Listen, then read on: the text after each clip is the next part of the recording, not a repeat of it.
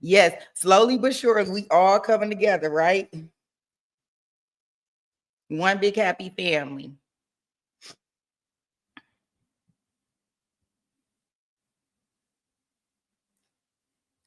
Yes.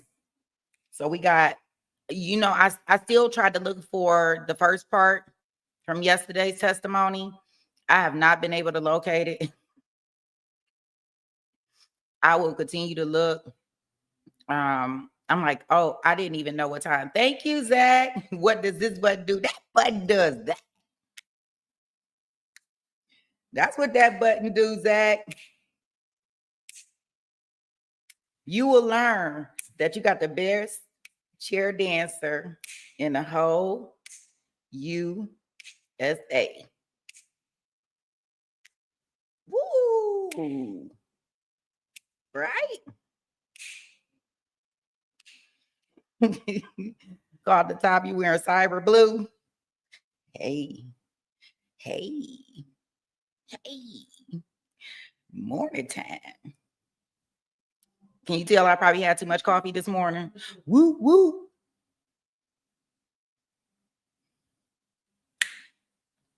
Yeah, I'm like on level. I'm like way up here today. Zach making it right for the chair dance, right? Woo! I tell you, I can get busy up in this chair, Jack. Zach, like that's what I do. Look, that's my MO. That's what I live for. All up in this chair. You say no. Yeah, until you run around here like this. Then it's too much, Moki. Or Irish. I'm sorry, Moki. Irish, yeah. When you get around here and get to shaking. uh she not gonna let you be number one too long. That won't work. Yeah, so I couldn't figure out what time they were gonna start trial this morning because they didn't have an alert out or anything. And I'm like, okay, well, I'll just do it at 7 just to be safe, right? Of course, they start at 6 in the morning. And I was like, we better not have a day like yesterday where they take the feed down because they done messed up in the courtroom. So that was my first thought. And my second thought is that I was able to find some interrogation videos last night that that they had posted for us to watch during different downtimes today. So I found that kind of interesting. I don't know. I'm pretty sure. I'm assuming that they're going to probably play the interrogation videos in court, but it's nothing like us being able to play it before they testify and they play the interrogation video, and we can stop and pause where we want, right? So I thought that was nice. I found the stepdad's interrogation. I believe, the star witness interrogation. So yeah, I was like, ooh, ooh. Let's see what they had to say. What you got to say? Yes, what you got to say? What you got to say about that? Right? What you got to say about that? Mm, mm, mm. Yeah, we got stuff to do today, Irish. We ain't playing. Like, we ain't playing.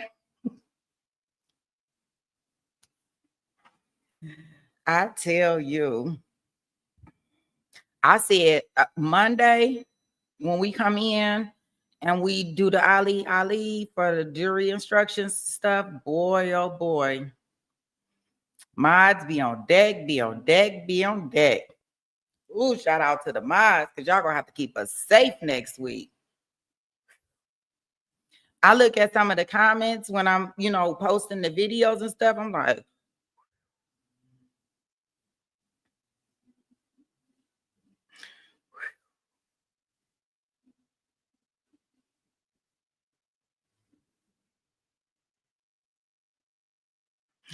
Yeah. We're gonna have to be ready. It was so funny because last night I think it was just me and Jules in here, and I was like, oh boy, oh boy. And some of the stuff is just like, it's just innocent, when we using the M word and different words and languages that YouTube doesn't like, right? And it's just really, with this case right here, I think everybody is trying to get their thoughts out so fast. You said the last 10 minutes. Yeah, talk about I just woke up from my nap. Like, huh? I'm like, are we still on here?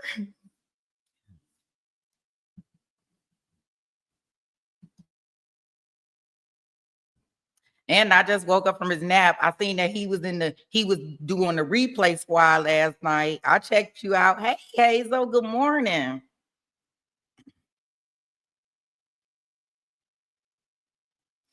Good morning. Good morning. Good morning. Thank you. Thank you. Thank you. Yes, Irish. I'm gonna need it because I was like, oh, I said with these comments and everybody different opinions and their positions, and although I don't, everybody entitled to their own opinion or what they want to do, how they feel about this case. I didn't see like the judge is getting ripped in the chat, like in the comments, like just the judge, her decisions, the things that she sustained and the things that she's not allowing in, like they not having it with her. But and I guess because even people are saying that she didn't allow certain evidence in. It seems like she's on the parent side. Like I was getting all types of, and I was surprised. Like people are, alluding to that she may be getting paid off. Yeah, we're gonna keep it classy. That's right. That's right, Irish. And so I was really surprised that they were really ripping the judge yesterday when I was looking in the comments. Not in the live chat, therapist. It was just so you know, it was just in the video clips that I uploaded.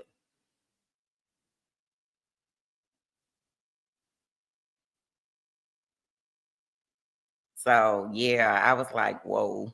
All right. Okay. I said, oh, Monday should be something special, right? Because I'm sure that a lot of them want to probably tune in and say exactly what they feel or be typing exactly what they feel, right? Yeah, Baka. Yeah. Yeah, I was quite surprised. I mean, none of the comments really seemed like they were.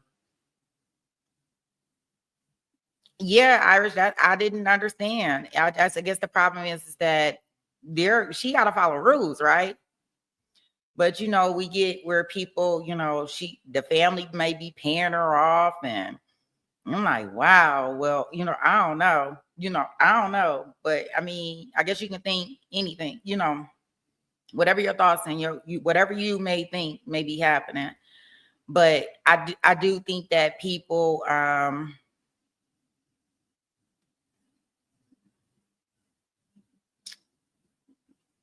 regardless of what she got rules, like somebody is watching, I guess, like I would think that this family, they don't seem like they were not working or like they was living a life of luxury or billionaires or anything. I just don't see how they can move stuff, make people move like that. I don't think they have the means financially or anything to do that.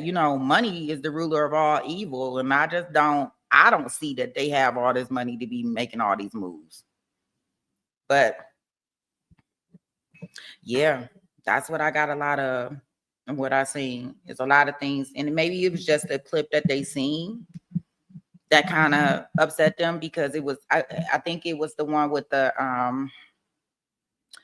where we ran into where the school counselor or therapist has said that Fatima looked like she had lost a lot of weight, different things. And I know that an objection. You say that Zach says the love of the money is the root of all evil. Yeah, it's you say not the money. Yeah. Well, yeah.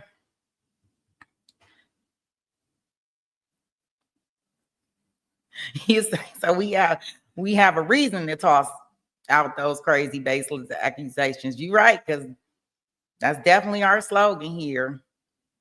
Like we can only go off of what information that we have that is in being presented in court. And that's all the information that the jury's gonna have. Hey, the Jules. You you was waiting on me. I was late. I was like 2 minutes late, the Jules. Look, literally 2 minutes late. Yeah. So I think that if we I just kind of figured it, like I said, yesterday after we ended. Yeah. You said it was at well, I must say the Jules. I was absolutely tardy. I got here and put on at 7:03. So you are right. Look, that's definitely a fact. I know. I know. It was really hard, right? Remember, we didn't get off of here until after 7 last night. I was like, oh, we usually start at 6:30. With our grounds and stuff. I know the other courtroom is going to start early. I just don't know how early. So let's just do 7, right? And I'll come walking in. I like to make a grand entry, right? So I'll just come walking in at 7:03.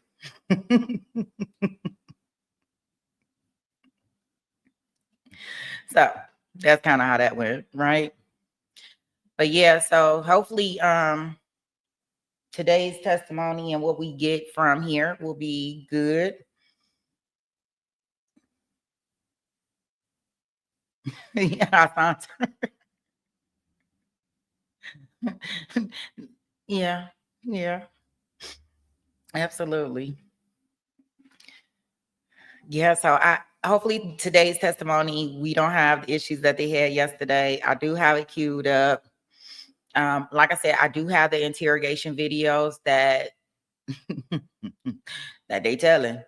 I was like, ooh, I want to make sure that everything that they say in this interrogation video, they testify on the stand too. Because if not, take it to trial, we gonna impeach them. Like, we heard what you said out your mouth. We gonna do some impeaching. Hey, Fowler. Good morning. Good morning. Like, we are gonna do some impeaching. That's what we gonna do. Oh, we know you said that. Follow the Jews handing out tardy slips, but she came in and checked at 7 and didn't come back to 7:20. Oh no. Is everything okay, Fowler?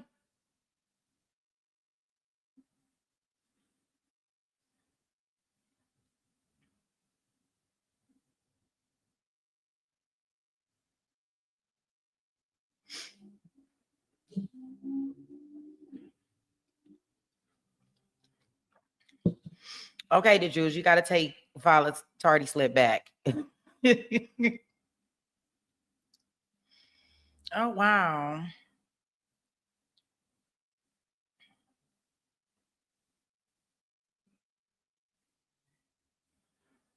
Yeah, we definitely don't want those at all, right?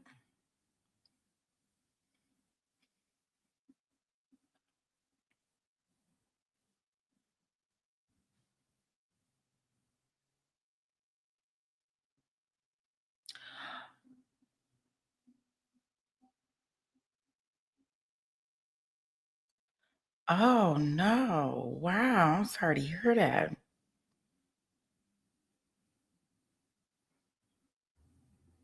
And they didn't tell anybody about it? Oh wow.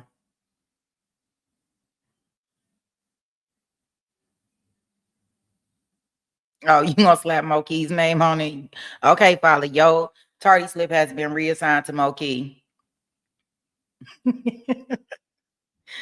Oh wow. I guess these wow, these court systems, they just move any type of way. You said at the last minute. Wow.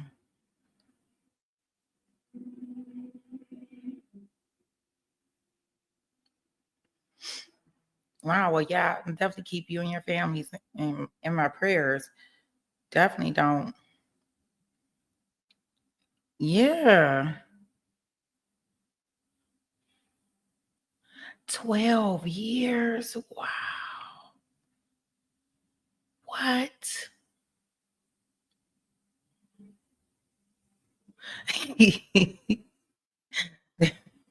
You want me to be chair dancing this morning? Oh wow.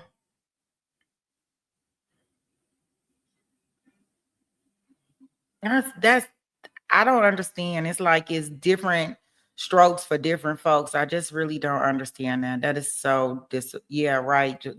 Disappointing. Like,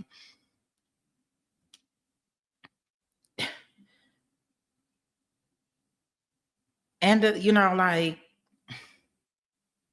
when you look at the comparison, when you think about like even the case that we looking at with the Ali trial, right? This is just attempted, and they can most likely go away for more time than that.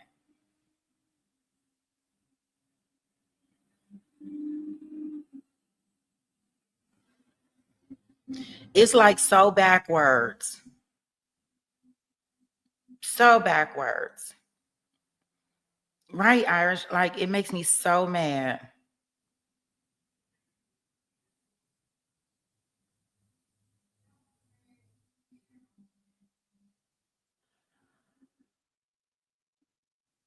Man,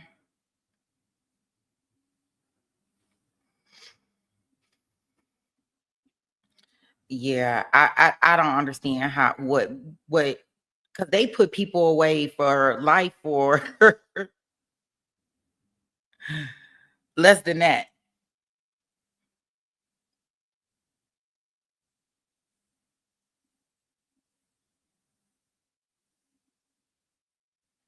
Mm.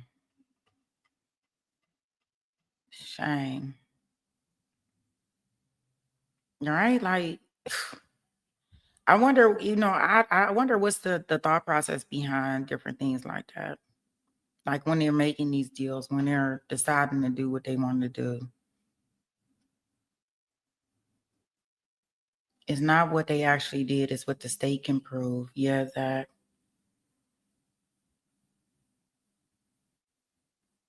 Oh, follow. Well, yes, we are your extended family. Absolutely. He wanted it off his books.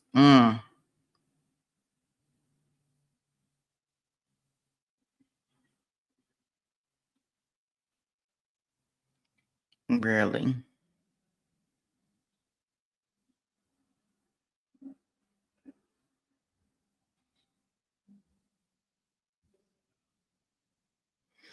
Yeah, that is.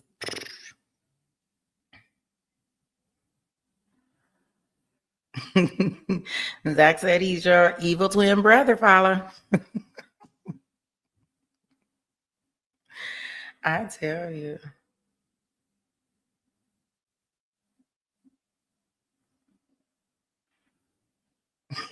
You say, let's talk about Zach.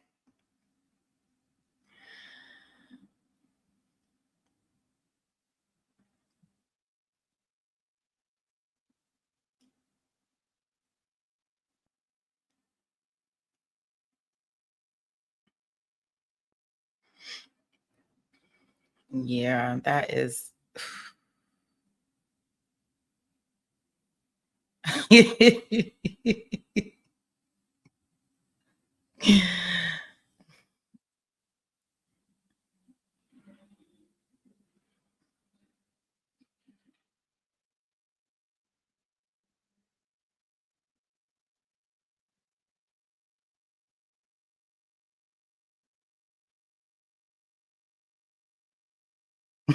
yeah.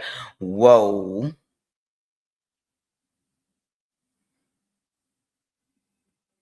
Zach said, Sweetie, are you a lawyer or have a background in law? What got you interested in trials? No, I'm not a lawyer. I don't know anything about the law. I mean, from watching trials, I research a lot of stuff, so I probably could be a lawyer, right? But I wouldn't try it. Um, I find it much better than watching reality TV because it's for real, right? They can't cut out certain parts. They can't, you know, it's my reality TV. So you got people that like to watch the housewives and different stuff like that. And I'm more like, I want to see the real action and kind of see how justice can be served and how justice can seem a little unjust at different points in times, depending on what comes in. So that's kind of how I started watching trials. And as I stated, like my first one was the Casey Anthony one, and I just really couldn't understand it. And from there, I was kind of like hooked, trying to figure out the who, what, when, where, and why, and how does this happen?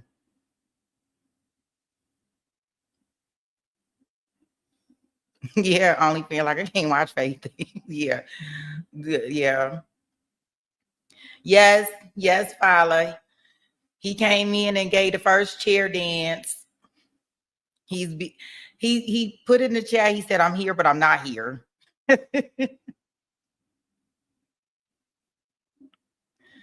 Right, only feel like I can't deal with these people with these old fake problems. Like we got real problems out here in these streets, right? Like a whole bunch of people with money. Like I don't have time for that. The Rittenhouse. Wow, yeah. I tell you, it just take one to get you all sucked in. And you be questioning everything. And I'm like, okay, I want to see everything. I got you. I mean, every now and again, we got to get a break from it, right? I just can't. I know people are like infatuated with them. I don't know about the Kardashians so much, but um, like I tried to watch like Love Is Blind. That's another reality show. I mean, it's not like the Housewives, but it's kind of like people, I guess, finding blind love. At first, I thought it was like, ooh, that's so nice, and then I'm like, BS. Nobody standing behind closed doors talk about I love you whispers to be with somebody and they're gonna be together for the rest of their life. I'm done. You're not missing out on anything. That's what I can definitely tell you, therapist, at least from that one, because I was like, this is not the way love works. I'm like, they gonna go and find a whole bunch of stuff about each other and be done. And then I was done when I seen one mating show. You know how they had a bachelorette and they have the bachelor. I think they had one. It was called the senior citizen, or it was something. It was something. And I was like, okay, we going too far with this. Like, really, this is what we doing. I'm not saying that as seniors we don't need love, right? But now we gonna do every level of this. Okay, then we gonna have the mid-20s find love. We gonna have what's going on?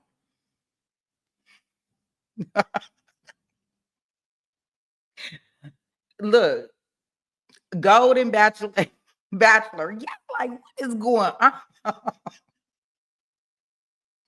Like we done went from Bachelorette to bachelor to the go to bachelor. I think that's what it was like. Oh my goodness.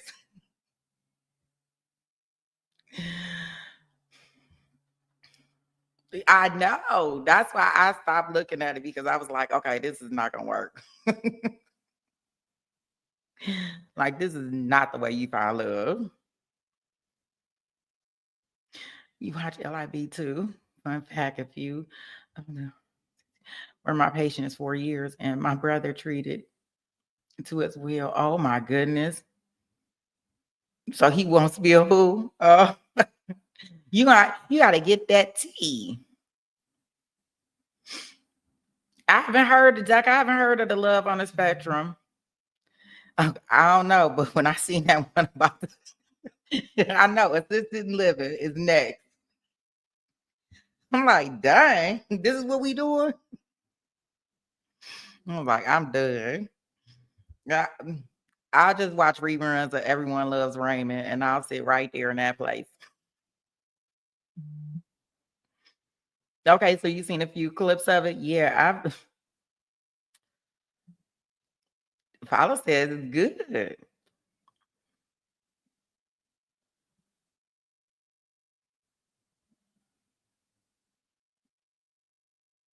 You said you saw his reaction. He was like, "Oh, please don't pick her." I know her. Don't pick her. Whatever you do. Wow. Yeah, like I'd probably rather watch different crime shows and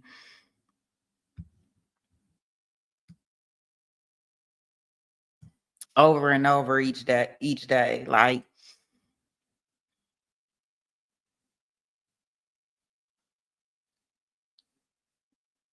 oh, really?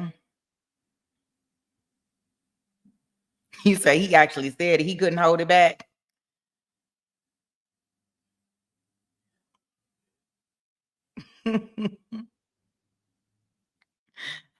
Irish said, will it give her hope? I tell you, like, cray cray. Yeah. He was, don't pick her. Whatever you do. Wow. Yeah, but I can tell you that it's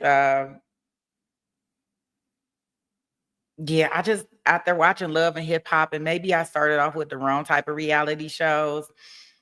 I just got and I used to watch Black Ink, but and that's like the tattoo thing. It just got over. I got over it. Hey, pretty brown girl. You ready for our shots? I hope you ready.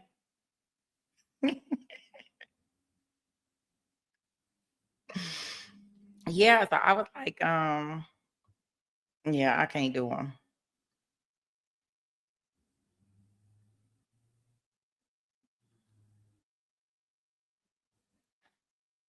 You say it's not a dating show?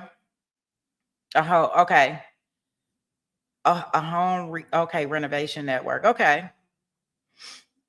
Well, I guess because I ain't into fixing things. It's so funny because my 14-year-old daughter, she can't weigh no more than probably like maybe 80 pounds.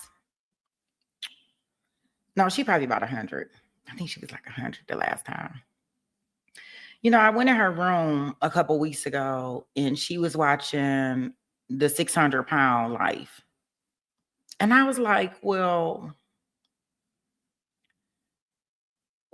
what made you start watching this?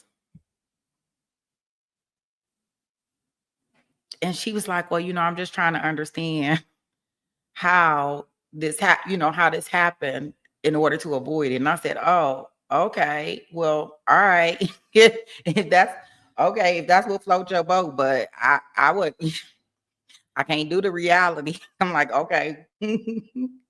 Touche, boo. Do you. Like I'm like the 14-year-old, you can't find nothing better to watch. But hey, You say you missed this, it's only been a few hours. I know. I'd be like so excited. I was like, I don't know what I'm gonna do. I was thinking that I was like Sunday, we should just have a talkathon. Just not watching we don't really have to watch any trials or anything. Just do us a panel and just kind of chop it up before Monday.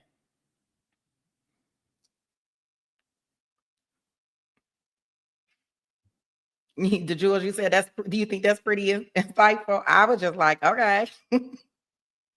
Touche, boo. I mean, because she likes to watch a lot of they like to watch on YouTube people play games.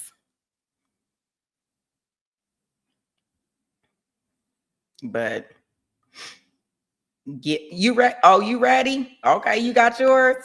All right, we gonna be ready when we get off stream. We gonna get this together. Okay, the Jews. I think that'd be nice. You want to do that? When do you want to do it? I was thinking like we can do it like a Sunday, kind of like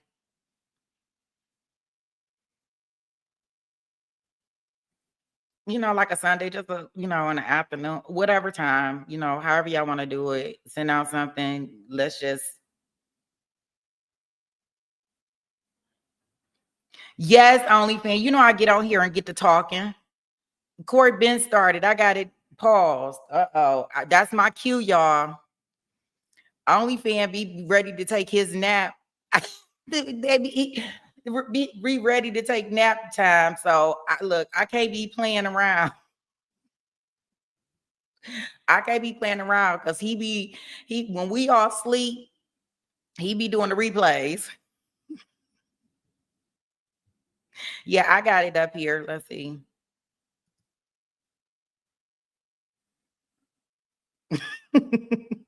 He sound like the 13th juror yesterday. He told us yesterday when we was on break and we was talking, he was like, court back in session, and he was gone. He was gone. I ain't seen him since.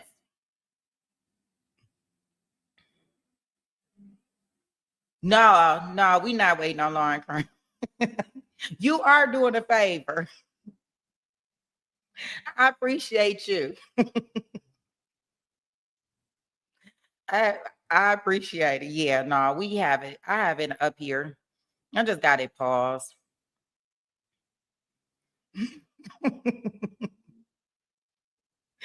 Look, sometimes I need a cue, right? We've been talking for 40 minutes, right? I want you to get it in. I want you to get it in so you don't have to be in the replay thing all the time. Get your live reaction as much as we can get of it.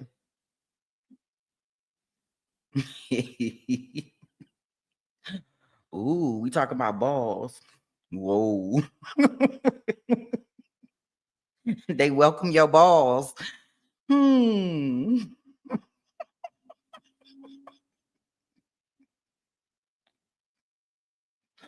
Whoa.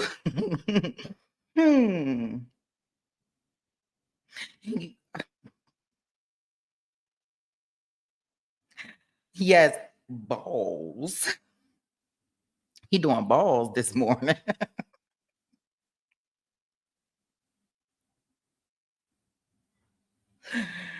Whoa.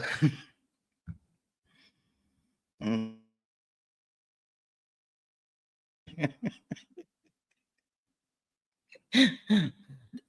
they want your balls, please.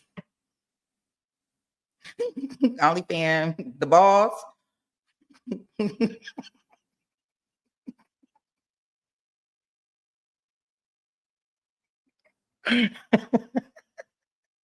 No, he going to get the balls.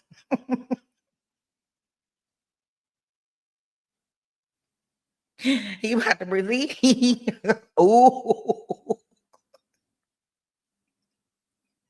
I'm done.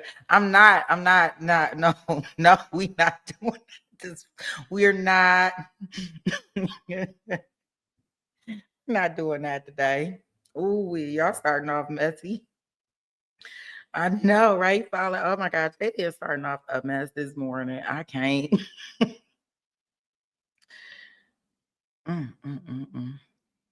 Yeah. I got tears in my eyes laughing too. I tell you. Ooh wee. Ooh. I don't know. I don't know. Oh,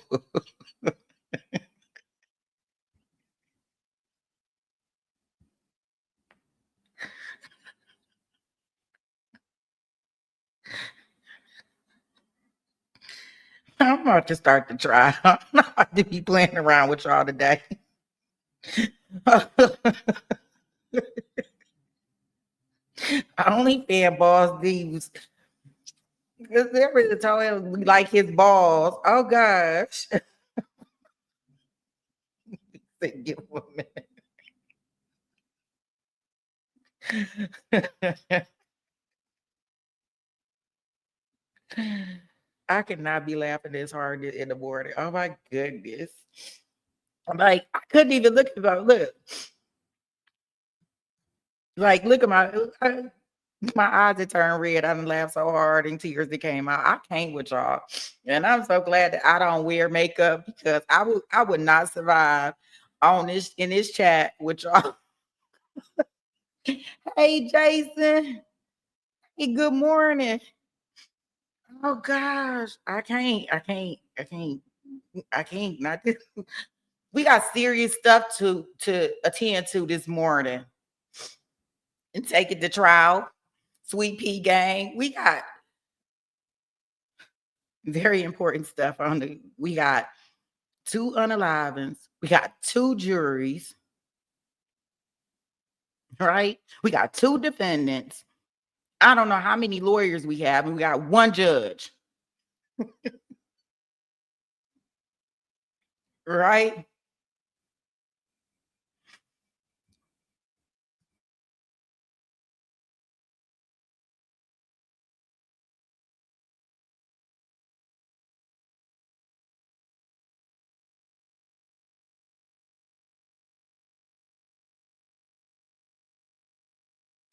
I'm gonna go ahead and put us in the courtroom. I'm not even gonna ask y'all to throw up the ones if y'all ready because y'all want to play around in the chat.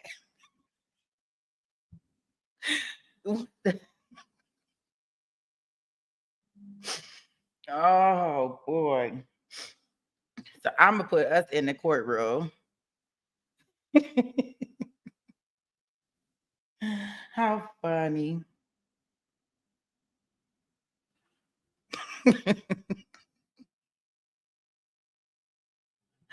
No. Oh gosh.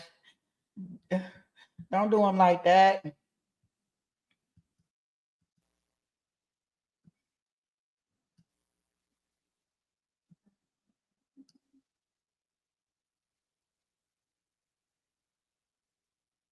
Okay, it look like they bringing a jury in. Hello, thank you for joining us this morning on First. We have deposition transcripts of them. I'm just laying the record that we're making all efforts to get these people in. There is case law that supports from law enforcement, but I just want to make sure that we're revisiting it so it's clear that we're making the best efforts to bring these people in. Okay. All right. Thank you. All right, we're going to be bringing the jury out and get started. I do want to remind the gallery that is watching, again, if you could limit your entry and exit during the testimony of any witnesses, as yesterday the jurors announced that it was a bit distracting for people to be coming and going. So please try not to leave during the testimony. Additionally, I'll remind the gallery that you are not to be using your cell phones or electronic devices to send or receive messages, to audio or video record the proceedings or the jurors. That is not permitted in this courtroom, and if we catch you doing it, you're going to be asked to leave. Lastly, there is to be no food or beverage, eating or consumption from the gallery. This is not a Hollywood production or a Broadway play for your entertainment. This is serious court. Okay, y'all, I'm stopping this, right? Just for a minute. So y'all explain to me.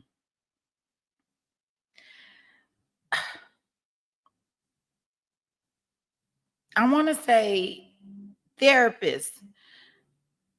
I can't remember if it was you or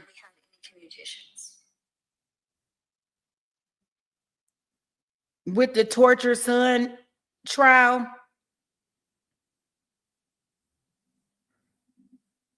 With Shonda.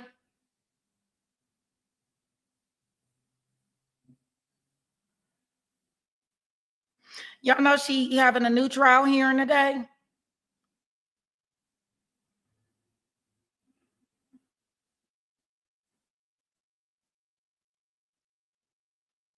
And when was the last time we had any communications?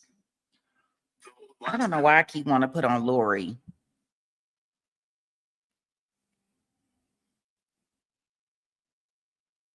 Yeah, it's today. It's live right now. That's okay. We'll look at it. I don't know. Yeah. Yeah. Yeah, she asking for a retrial. I just need to come through my feed. But I just wanted to let y'all know we'll go ahead and start with our trial today. Even if we don't look at the interrogation videos, if we floating around doing other stuff, because we do have Lori. We can't miss Lori today, right? For her sentencing. So we will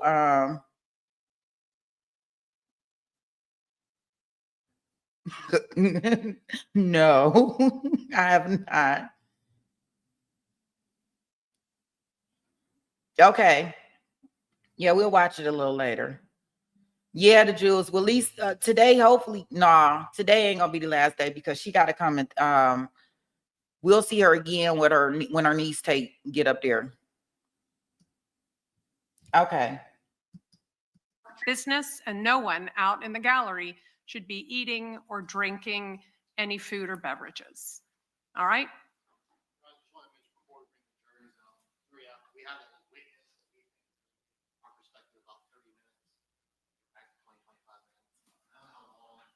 I'm sorry, Mr. McFly. Yes. I'm not really sure how long the cross is going to be. The point being is we're going to need a recess before the next witness. All right. So who is the witness you're intending to call now? Is that Ms. Gant? Yes. Okay. So she's relatively short. The point is we could do it now, try to take care of it. But I think it's better to get through the witness. It just may be a short witness to take a break.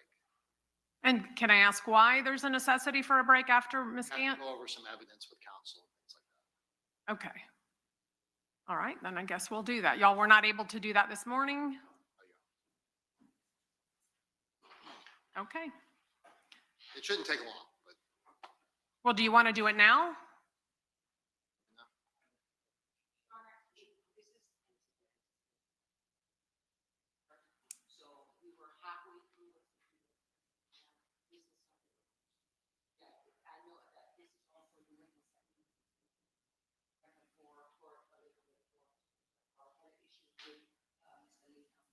So that's what it is. We just have to continue going through the slides and see which ones are going to raise specific objection to preserve the issue for appeal to that.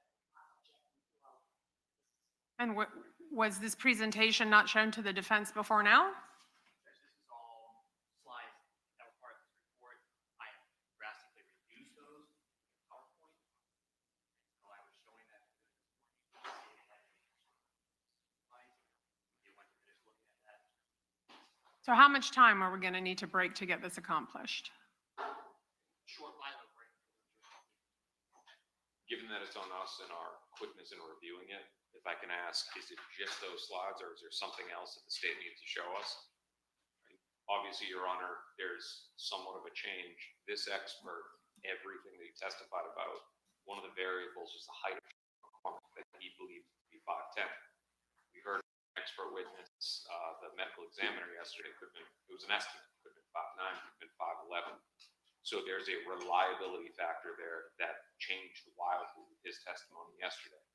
I did ask the state whether their expert watched that testimony. I'm unaware. In the event, and they reported back that isn't any expected material change in his testimony. But I just want to make sure that I'm putting that on the record, that we're under the belief that he's going to testify consistently, that everything was based on 510 Charles McCormick. If that is the expert's expected testimony, as he testified before me at Daubert hearing, I don't see, I guess, I'm not sure what your objection is. You're just wanting to make sure he's going to testify consistently with how he's previously testified? It's not an objection here. Oh, okay. This topic to make sure that it's not like Officer Collins on the stand, where we then take the time away from the jury. That given the testimony of their other expert yesterday, if there's a material change, we'd like to know before the witness gets on the stand. Yes, obviously the state is obligated, if there is a material change in their expert witness's testimony, to notify the defense. Are you expecting any material change in his testimony? Right. All right, then are all sides ready to bring the juries out and proceed? Okay, let's bring them out, please.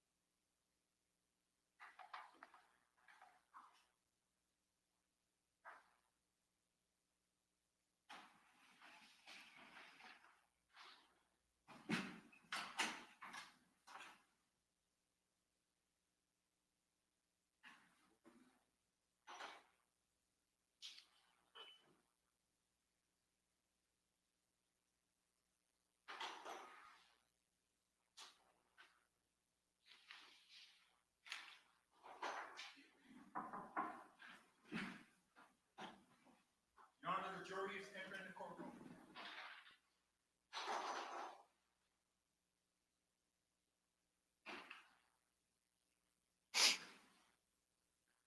Your Honor, jury now in the courtroom.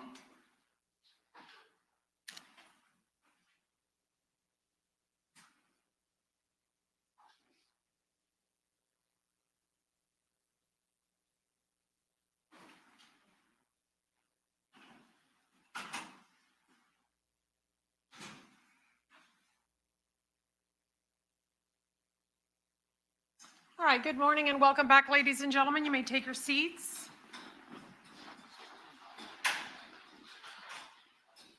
So let me check with all of you again this morning, as I will each and every morning, and that is to ask if any of you have inadvertently or otherwise read, watched, or listened to any television, newspaper, or radio stories that might have been printed or aired about this case. If so, please raise your hand.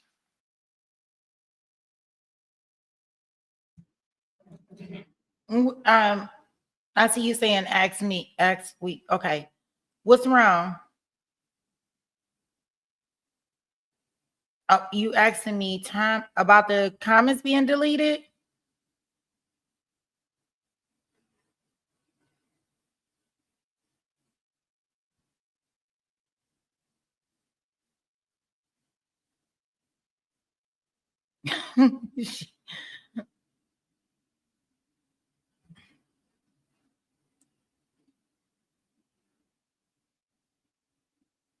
Yeah, okay. Okay, because I'm like, I don't know. I ain't deleting. I don't know what it mean. Here. Okay.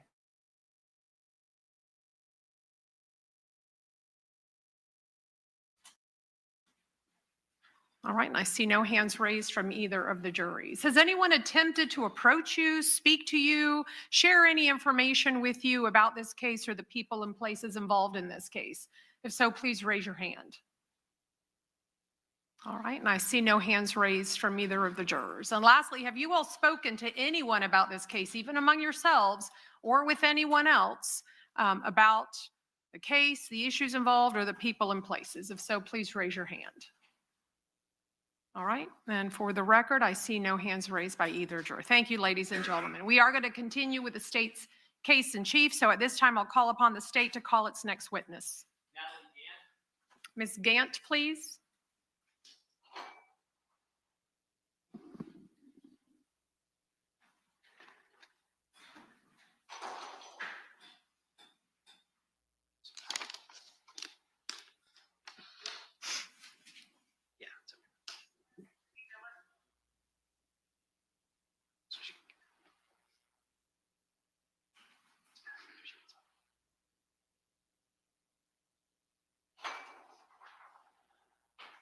All right, Ms. Gant, if you'll come forward and be sworn.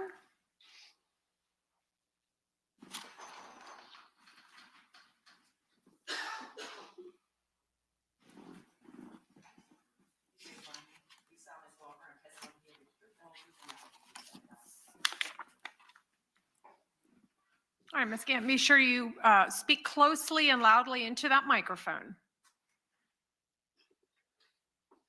And state you may proceed. Thank you, Judge. Ms. Gant, would you please state your name and spell it for the court reporter? Yes, Natalie, Natalie, Gant, Gantt. And was your previous last name Bryant? Yes, And have you lived in Jacksonville for the majority of your life? yes, Do you have any children? yes, A son? yes. Can you tell the jury what you currently do for a living? It's kind of the area that you work in. Medical authorizations. Turning your attention back to January of 2020, where were you living? 7520 Dalehurst Drive. And is that a home in Duval County, Florida? Yes. When did you begin living at that address? A couple years, probably 2 years, 1 to 2 years. When you first moved into that home, was anyone else living with you? Yes. And who was that? My mom and my son. And was your mom working at the time? Yes. And what about your son? School. Did you own any vehicles back then? Yes. Okay. How many vehicles? 2. And what were they? A black Acura and a Honda Civic, silver Honda Civic. What about your mom? A white Acura. In January of 2020, were you dating someone? Yes. And what was that person's name? Torgan Williams. Do you recall approximately when you began dating Torgon? Like 2019. Would it have been a few months Yeah, prior to this? like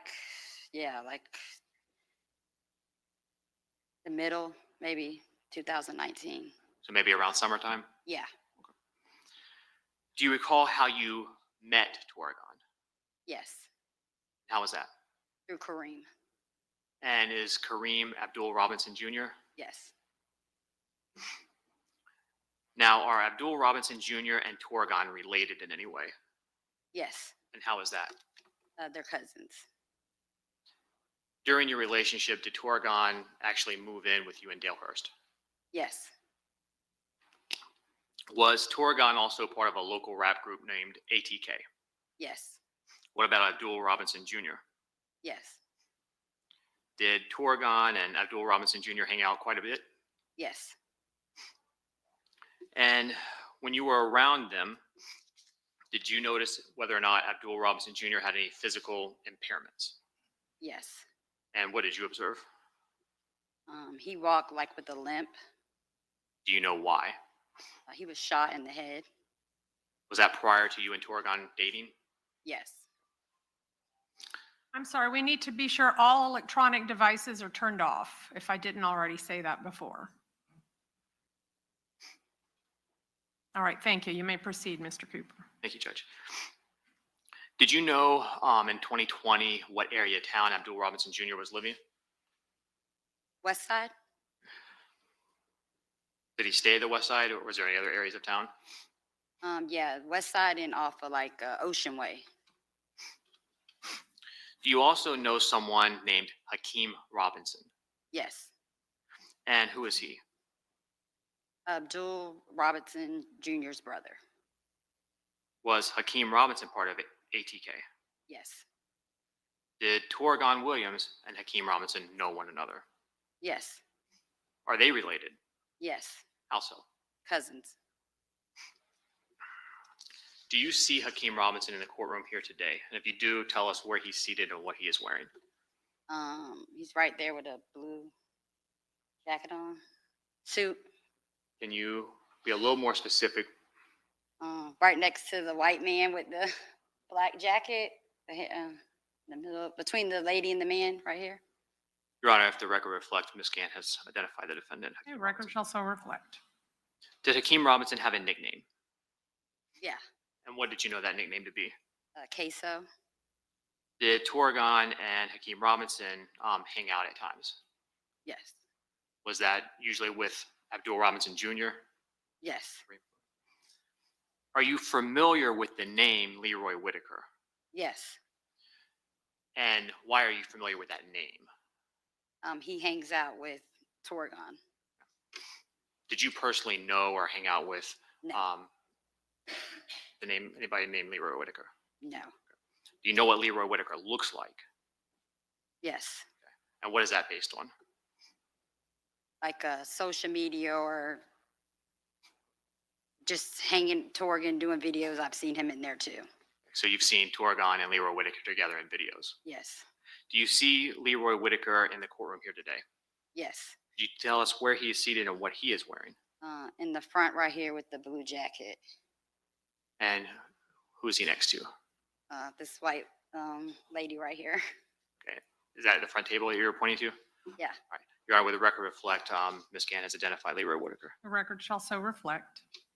Are you also familiar with an individual named Dominique Barner? yes. And how did you know who Dominique Barner was? Torgon's friend. In January of 2020, did Torgon have his own vehicle? No, Today, are you aware or recognize the name Charles McCormick? yes. And why do you recognize that name? Because of the incident that happened. Is that when he was killed? Yes, And was that on January 15th of 2020? yes. Did you discover that he was murdered later the same day that it happened? Yes. Now, your home on Dalehurst, how close is that to the Merrill Road Shopping Plaza? About a mile. On January 15th, 2020, that morning, were you home? Yes. And what is the first thing you remember about that morning? I was being woke up out my sleep. Who was waking you up? Torgon. And do you recall around what time on January 15th that was? Like early afternoon. And so do you mean around lunchtime or later, if you remember? Before lunchtime. Was it unusual for you to have still been asleep at that time? No, Right. And why is that? because I took care of my grandma overnight. And does she live with you? No, Where was she staying? with my dad. After you were woken up on January 15th of 2020 by Torgon, did you see anyone else in your home? Yes, And who was that? a Kareem. Abdul Robinson Jr.? Yes. And what happened after you were woken up by Torgon? I woke up and I went out to the living room and him and Kareem were there and they asked me to go pick up Hakeem. Did you know why they wanted you to pick him up? No, Did you ask? no, Did you finally agree to do that? yes, Did it seem to you like Torgon or Abdul Robinson Jr. did not want to go pick him up themselves? yes. Where did you have to go to pick Hakeem up? Off Arlington Expressway and some apartments. And how did you know where to go? Kareem, I believe Kareem said it, or I don't know if there was a thing on his phone with a map. That I cannot remember. Did you go to that apartment complex? Yes, How did you get there? I drove my silver Honda. Did Abdul Robinson Jr. have a vehicle at your home that day? Yes, You recall what it was? it was an SUV. Were you given anything before you left to go pick Hakeem Robinson up? Yes, And what was that? Kareem's phone. Do you recall what type of phone it was? I believe it was an iPhone. Did you have a phone on January 15, 2020? Yes,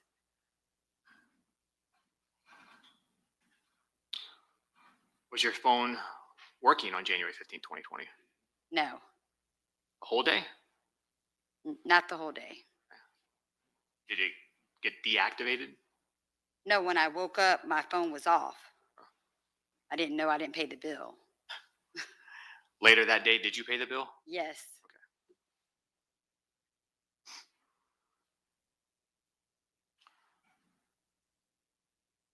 After you got into your silver Honda and you drove to the apartment complex, what happened? I was riding through, I pulled into it's like some brick apartments. I pulled in and I was like circling around because I didn't really know exactly where he was at. So I was like going through a loop and I got a call on the phone. I don't know if it was an Instagram call. I can't recall, a regular call, FaceTime. And it was Hakeem saying, I'm down here, like turn around. Do you recall what the apartment complex looked like? It was brick buildings. Your Honor, may I publish exhibits that are already in evidence? Yes.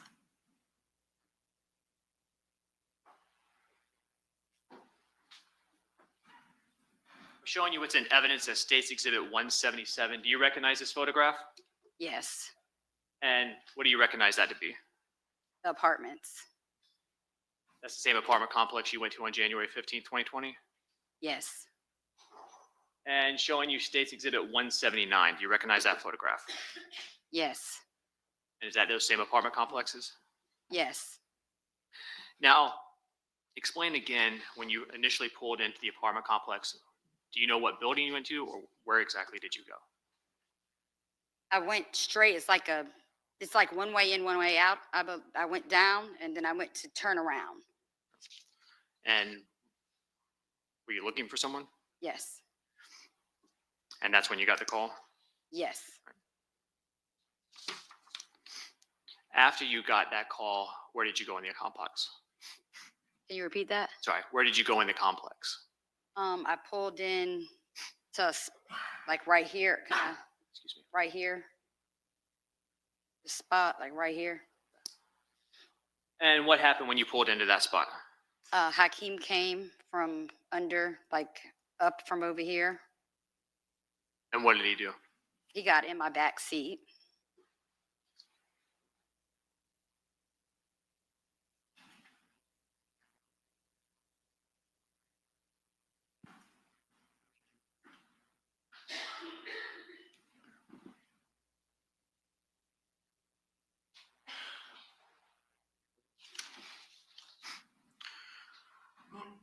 You said he got into the back seat of your car?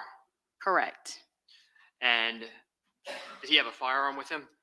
No, Today, do you recall what he was wearing? I don't.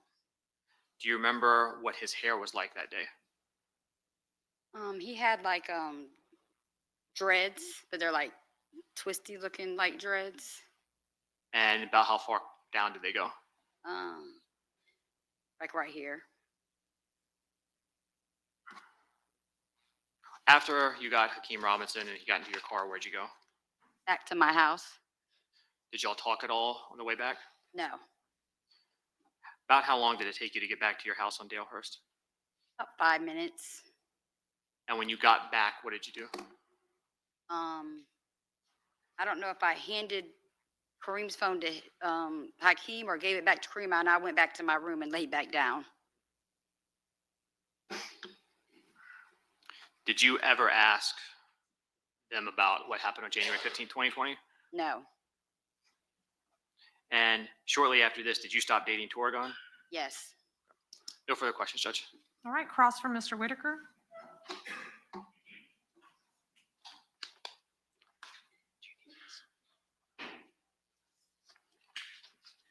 Good morning. How are you doing? Morning. Since this all happened, you've gotten married, haven't you? Yes, You and Mr. Torgan Williams didn't date very long, did you? no, At the time that this all happened, back in January of 2020, he did spend quite a few nights at your home, yes, and he obviously had woken up at your home that morning. yes, And my understanding is you do know who Leroy Whitaker is, yeah, like I know who he is, yeah, but you've never spent any time with him, no, never had a meal with him, no, never sat down and had any kind of a long conversation with him. no, Didn't see him on January 15th. no. Thank you, ma'am. I don't have anything. All right. All right, and cross-exam for Mr. Robinson.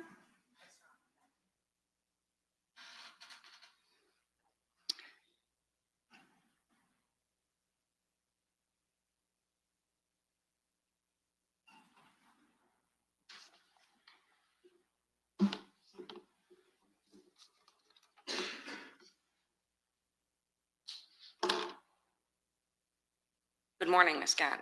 Good morning. Now, Gant is your married name, right? Yes. You are currently married to a man named Tyrone Gant, right? Yes. Maiden name is Bryant, right? Yes. Now, on the day Charles McCormick was murdered, what day was that? January 20th or the 19th of 2020, I believe. That's what you remember it to be. Mhm. Okay, and you were dating someone by the name of Torgon Williams, right? Yes. Okay, you were living together. Yes.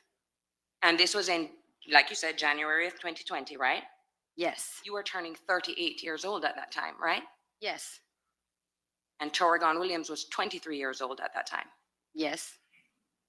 And you were in a sexual relationship with him, right? Yes. He lived in your house with your mom and your child. Yes. And at the time, your child was 19 years old. Yes. He's closer in age to Torgon than he was to you. Yes. Now, at the time that in 2020, you weren't working. No. Did you file taxes in 2021? No. Have you ever had a job where you filed taxes before 2020? Yes. Okay, when did you file taxes before 2020? I don't know. It's been a couple years. Okay, but around that time, you weren't working, but you were living in that house and supporting your mom and your son and Torgon, right? No, my mom worked. What did your mom do? She is a cashier. So your mom, as a cashier, Mhm. was supporting you, your 19-year-old son, and Torgon Williams, right? No. Who was supporting them because Torgon Williams wasn't working, was he? No, I also used to take care of my grandma and I got paid for doing that. Who paid you to take care of your grandma? My dad. Okay. And how much money did you pay taxes on that job? No. Okay. And like I said, Torgon Williams wasn't working, was he? No. Isn't it true that you were selling drugs at that time out of your house? No. And the grounds?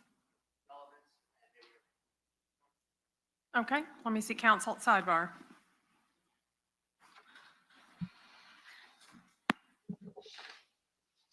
Did we just hear grounds?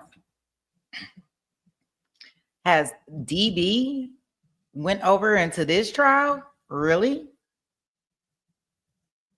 Sidebar.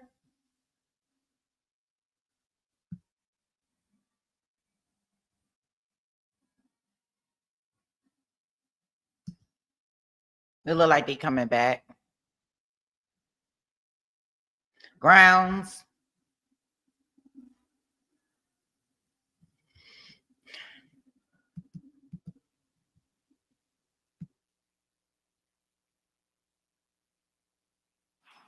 All right. Now, oh, sorry, Judge. I'm just making sure court reporter's ready. Yes, you may proceed. Okay. Now, the man you're married to now, right? Yes. You started dating him after you broke up with Torgon Williams, right? Yes. He was arrested in 2022, right? Yes. He was living with you at the time, right?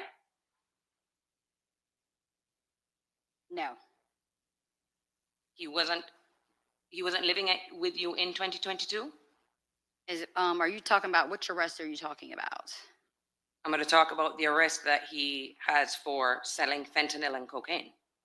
In December, we were separated. Okay. We're so not together. We're not, but you were living before with him? Yes. And then in the interim, when you weren't together, he was arrested for selling fentanyl and cocaine. Yes. Okay. And you're still married to him now, right? Yes. His case is, well, actually, his case is still pending, right? Yes. It's being prosecuted by the state attorney's office. Yes. And that case isn't going to be resolved. Its next court date is after this trial, right? I don't know. His lawyer handles all that. I don't go to the court dates. As you sit here, you don't know when your husband's next court date is. He's incarcerated, right? I don't know when his next court. His lawyer handles that, and then he reiterates to me. Okay. And you don't go to his court dates? No. But he's in jail. Yes. And now you are testifying on behalf of the same office that is prosecuting your husband, right? Yes. Now, speaking of Akeem, You just testified that you knew Hakeem as far back as, I think your testimony was, what you said was 2019? Yes, That's what you said on the witness stand, right? yes.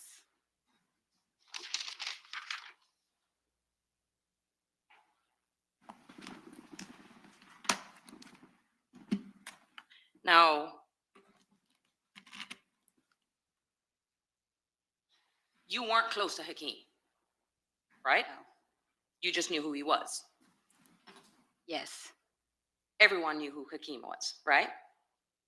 yes, He's Ksoo, yes, right?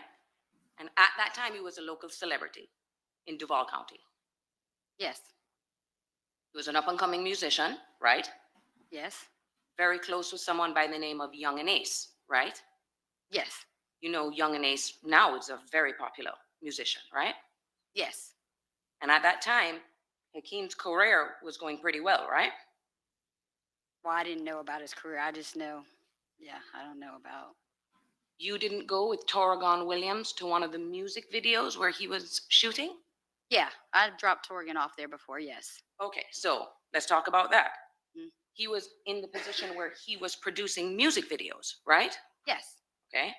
And like you said, you were there, right? yes, You went there with your boyfriend Torrigon, right? yes, And there were a bunch of people on set, right? yeah.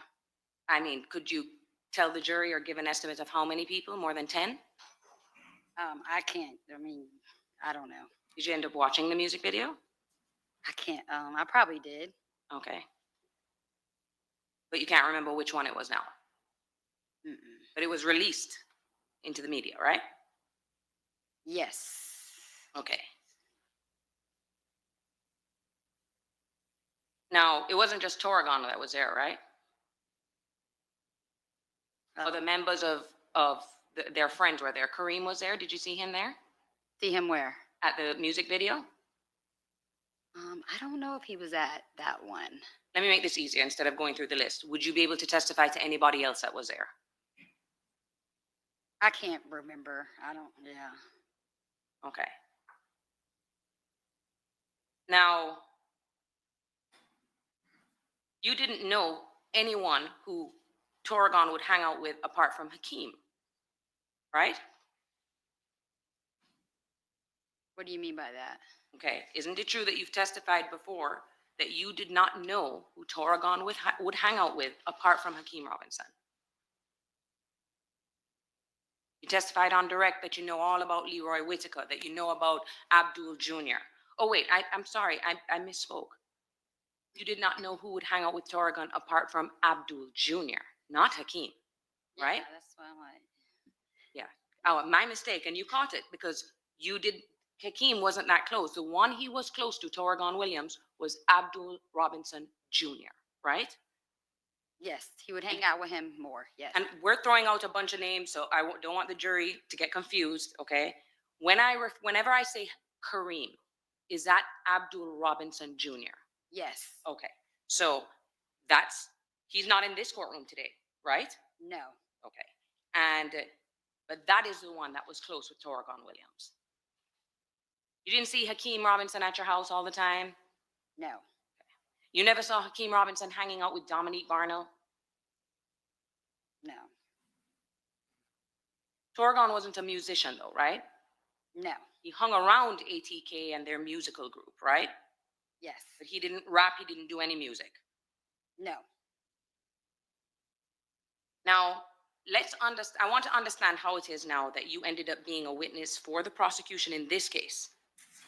Because let's be clear, you're testifying now that you had information about a homicide that occurred in January 2020, right? Yes, You never went to them with this information, right? no, They had to come to you, right? yes, And the case we are here for is for the murder of a young man by the names of Charles McCormick, right? yes, You have no idea who that was. no, He's a complete stranger to you. correct.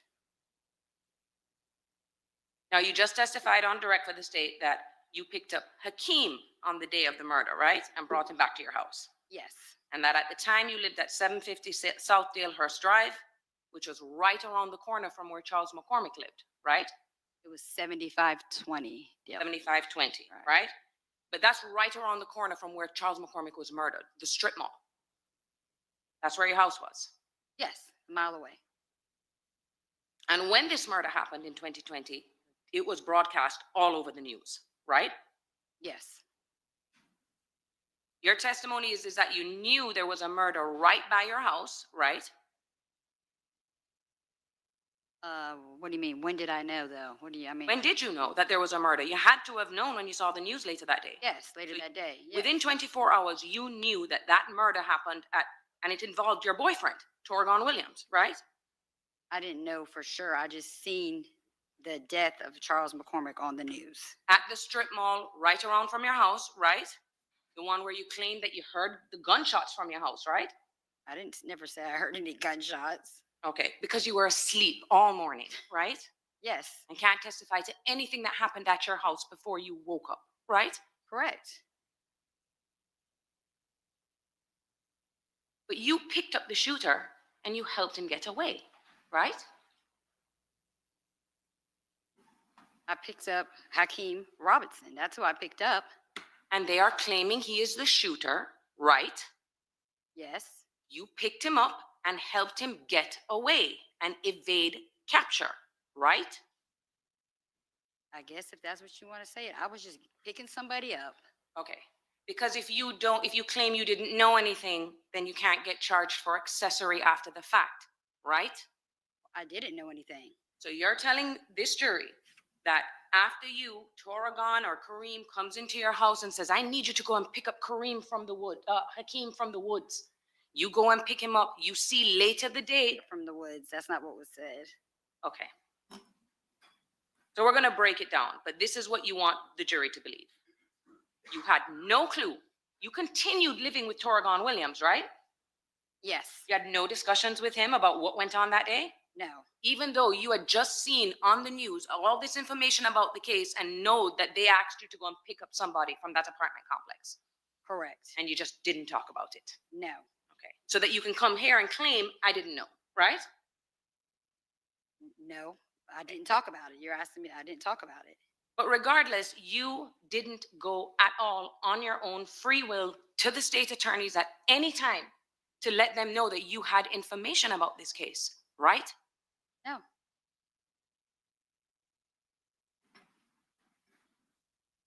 So you've never been arrested for this case, right? Your involvement. No. You won't be prosecuted, right? No. Did you appear here under a state subpoena? Yes. So anything you say today, they can't use against you in the future for any future criminal prosecution. I guess. I don't know how that works. Okay. Now, Torrigan Williams, right, you've come to know, Yes. was directly involved in this murder, right? No. You don't know that as you sit here today? No. So your testimony is Torrigan Williams was not involved in the murder of Charles McCormick? No, I don't know that if he was. I don't know. You don't know? No. All right. But he's been free for the past 5 years, right? I don't know where he's been. I haven't talked to him. As far as you're aware, he hasn't been arrested. I don't know. Now let's talk about something that happened to you in later in the year, 6 months later, after this homicide. You know someone by the name of Raekwon Howard? Yes. Isn't that person tried to kill you and Torrigan Williams, right? Yes, he was charged. He was charged. Mhm. Now, this happened in the summer after the murder of Charles McCormick. So you were still with Torrigan Williams 6 months later, right? No, we broke up and then he came back for like a minute and then we broke up again. Okay, so It's straight. Yeah, we had stopped talking for a while. you stopped talking, and when he comes back into your life, there's a night when you and him are coming home in your car, right? It was during the day. Well, it was during the day, and Raekwon Howard came out with a rifle and started shooting at the both of you, right? Yeah, that's what he's charged with. Okay. It's him. You told that to the police, right? No, I couldn't ID. The person had a mask on.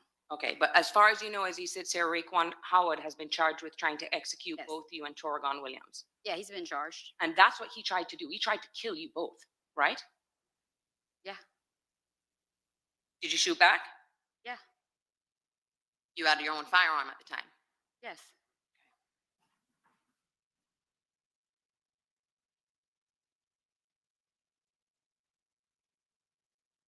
Now, per the internet, you know these two groups, right? The musical group ATK, you know about them, right? Yes. You know about the musical group 6 Block. Yes. Okay. You know about their musical rivalry, right? Yeah. Yeah, they basically get traction with their music because one will sing something bad about the other, and then the other will sing something bad about the other, right? Correct. Almost like Kendrick Lamar and Drake do right now, right? If you want to put it that way, Gets them at the top of the charts, right? I guess. Perform at the Super Bowl. I guess. Now, even though you spoke to the detectives about Raekwon Howard and what he did to you, right? You didn't mention anything about Hakeem Robinson, right? No. You didn't mention anything about the incident about picking up this person from that incident, even though you know the murder took place, right? No. All right.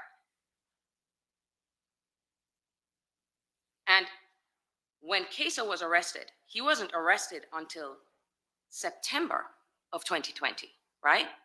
I don't know when he was arrested. Okay. But at the time he was arrested, you would agree with me that the case was all over the news, that he had been arrested for that murder that took place in the strip mall, right? Yeah, it was on the news. So everybody knew that the state thought that Hakeem Robinson was the person that killed Charles McCormick, right? It was no secret. It was on the news. Accessible to everybody, right? Yeah. Including you. Yeah. Now,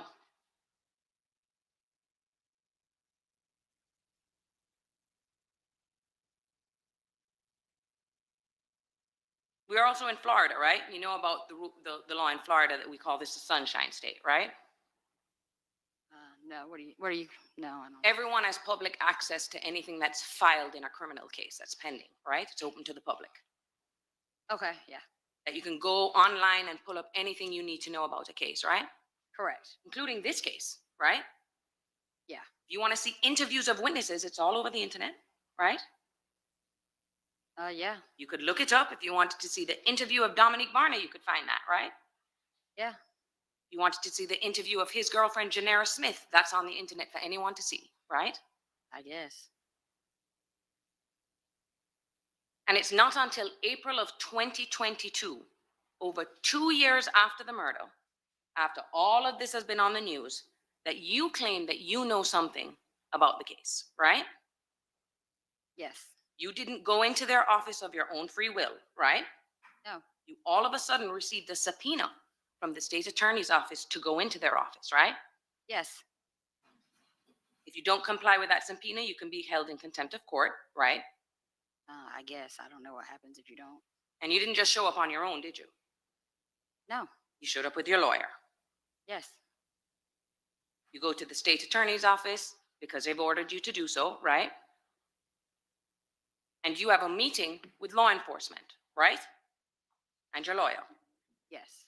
That initial meeting that you had with them is not recorded.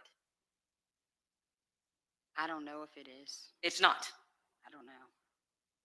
So we have no idea what it is that those detectives showed you, right? Right? I have no idea what you said word for word to those officers, right? Right. Or what they said to you. But I think when I first went in there, they did a yeah, I was recorded. I did a Are statement. you testifying right now that the first meeting that you had was recorded? Because I'd have Yes. to. Yes. Okay, so Yeah. I'd make a motion at this time to compel. Okay, well, sidebar it. Thank you.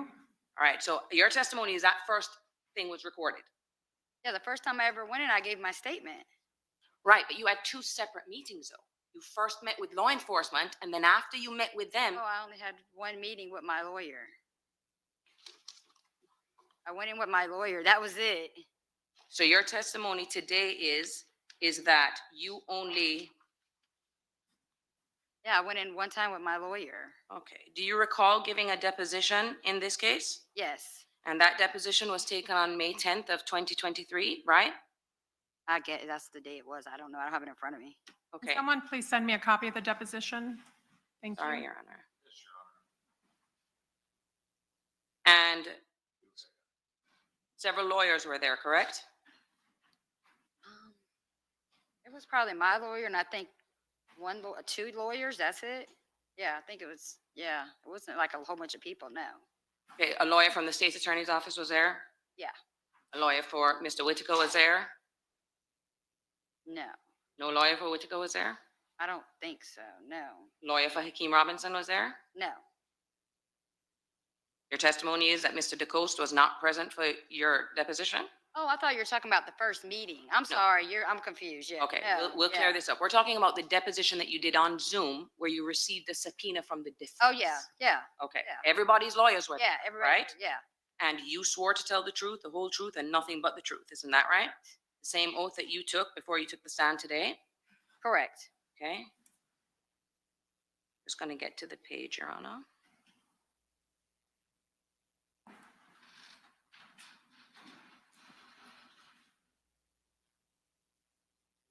Okay. Starting on page 27, Court and Counsel, questions begin at line 9.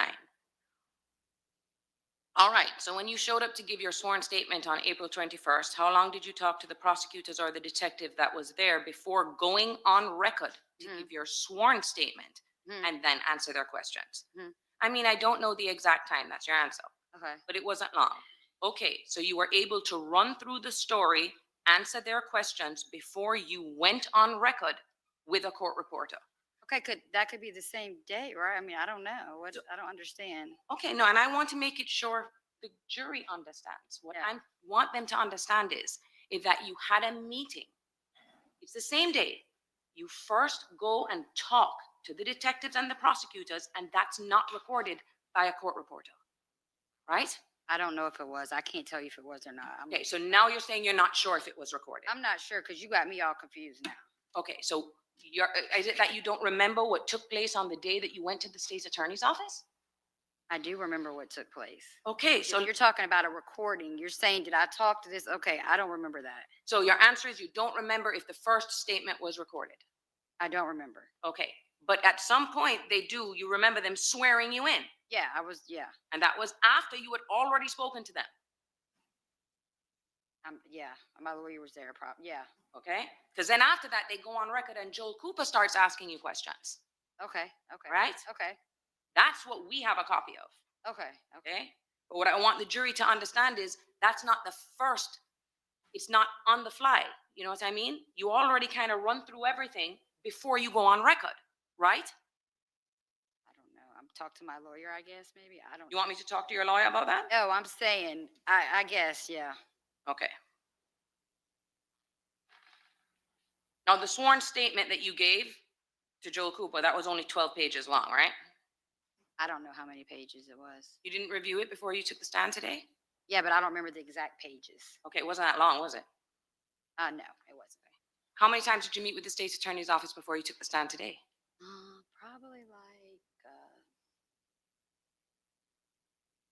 like as in a whole, or like that's what I need to know. Like, what's the exact time frame here? We took a deposition from you in 2023, Okay. right? Mm-hmm. That was 2 years ago. Okay. How many times between then and you walking in here today have you met with them?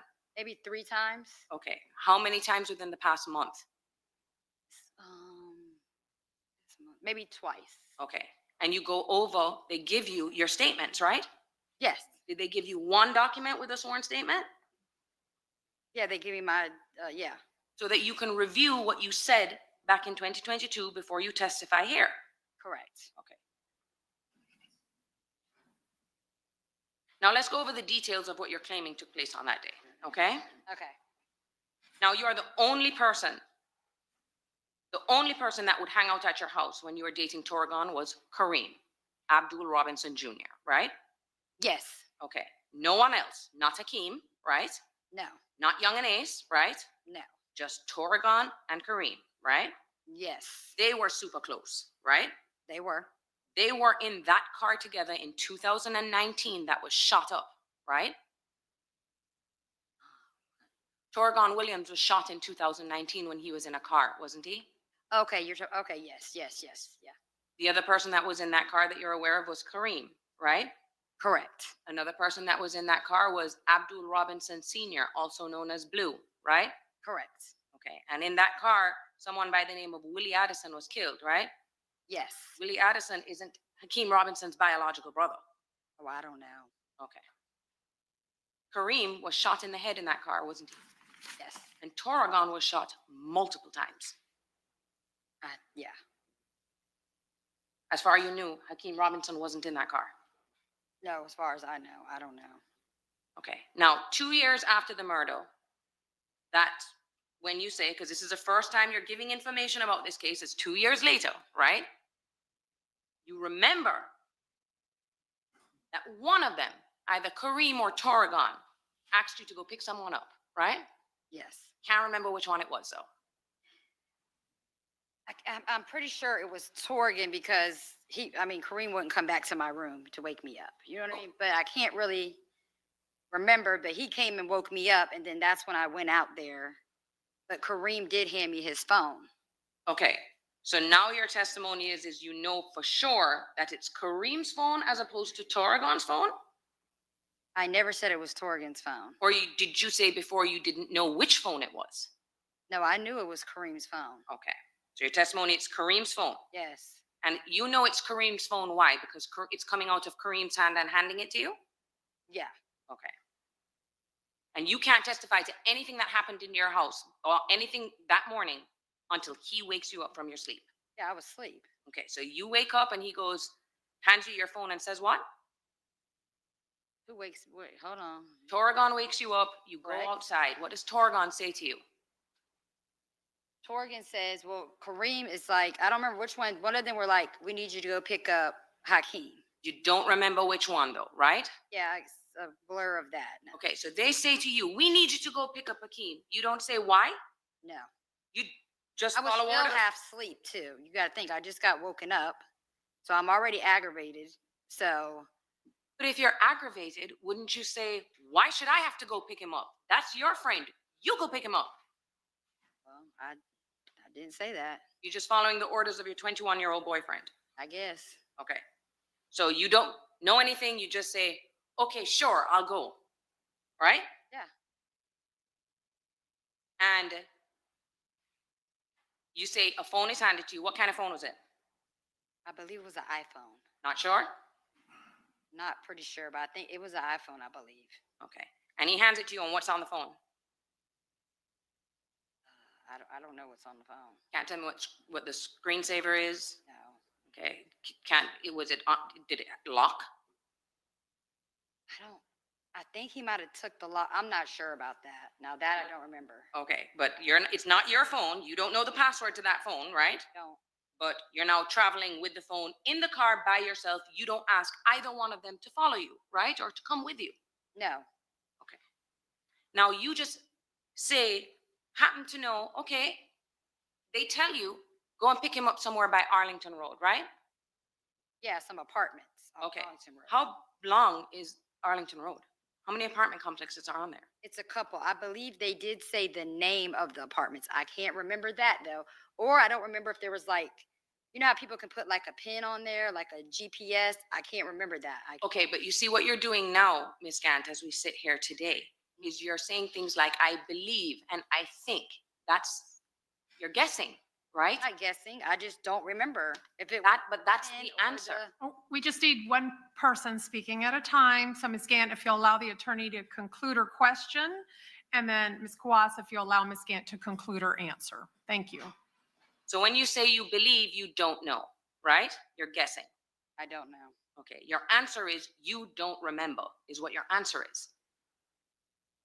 I don't remember if there was a pin address on there or, no, I don't. You don't remember if they told you where to go. You don't remember if a pin was sent on the phone, which should be reflected on some record somewhere, right? But you somehow knew exactly where to go, right? Yes. You get in your vehicle, right? Mm-hmm. You drive over there, right? Did you stop anywhere else or you went directly to the location that you needed to go? Directly. Directly. Now, did the phone have a case on it? I can't remember that. I don't remember. Okay. And is your testimony that you were using the phone while you were in the car? I wasn't talking on the phone or anything. Okay, but where was it in the car? It was in my hand. Okay. And were you making any calls from this phone? No, Was any text being received from this phone? no. Okay. And you just pick him up, and your claim is that Hakeem Robinson comes and gets in your car, right? Correct. Now, you were able to give a description today about Hakeem Robinson, right? Yeah. But at the time of the deposition, you couldn't give us a description of what he was wearing, right? No, I don't know what he was wearing. Okay, so even though he came out and got in the car, you can't tell this jury what he was wearing. No, I can't remember. But you remember what his hair was like, right? Well, I remember he had like the little twist. Yeah. You said dreadlocks, but that's So not correct. dreadlock twist is that's the same thing to me. I don't To think- you. Yeah. Okay, there's a difference though, right? Between dreadlocks, which are I mean, some people take their dreadlocks and they do like a twist thing. So and I see you doing like this, like you're saying little twisties on his head. no, I believe they were like right here. But you say, I believe, Yeah. but you don't know, right? No, they were right here. They weren't long.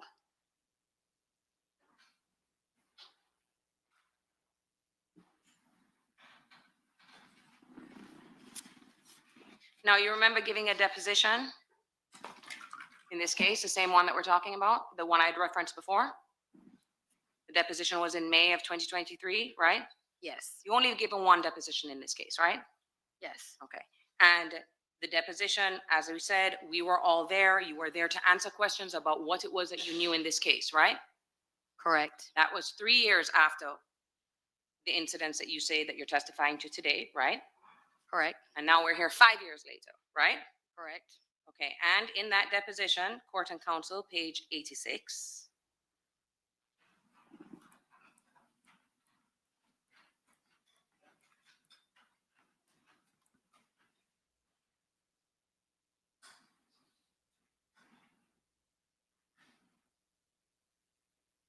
No, 1 second, Judge.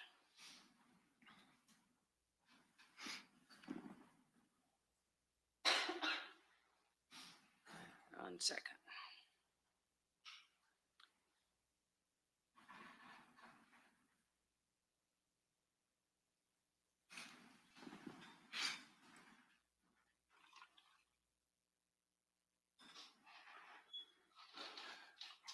I'm sorry, Judge, I'll go back to that. I'm going to go back to that, okay? Okay. Let me switch over to now because you are able to testify to what Hakeem Robinson looked like back then, right?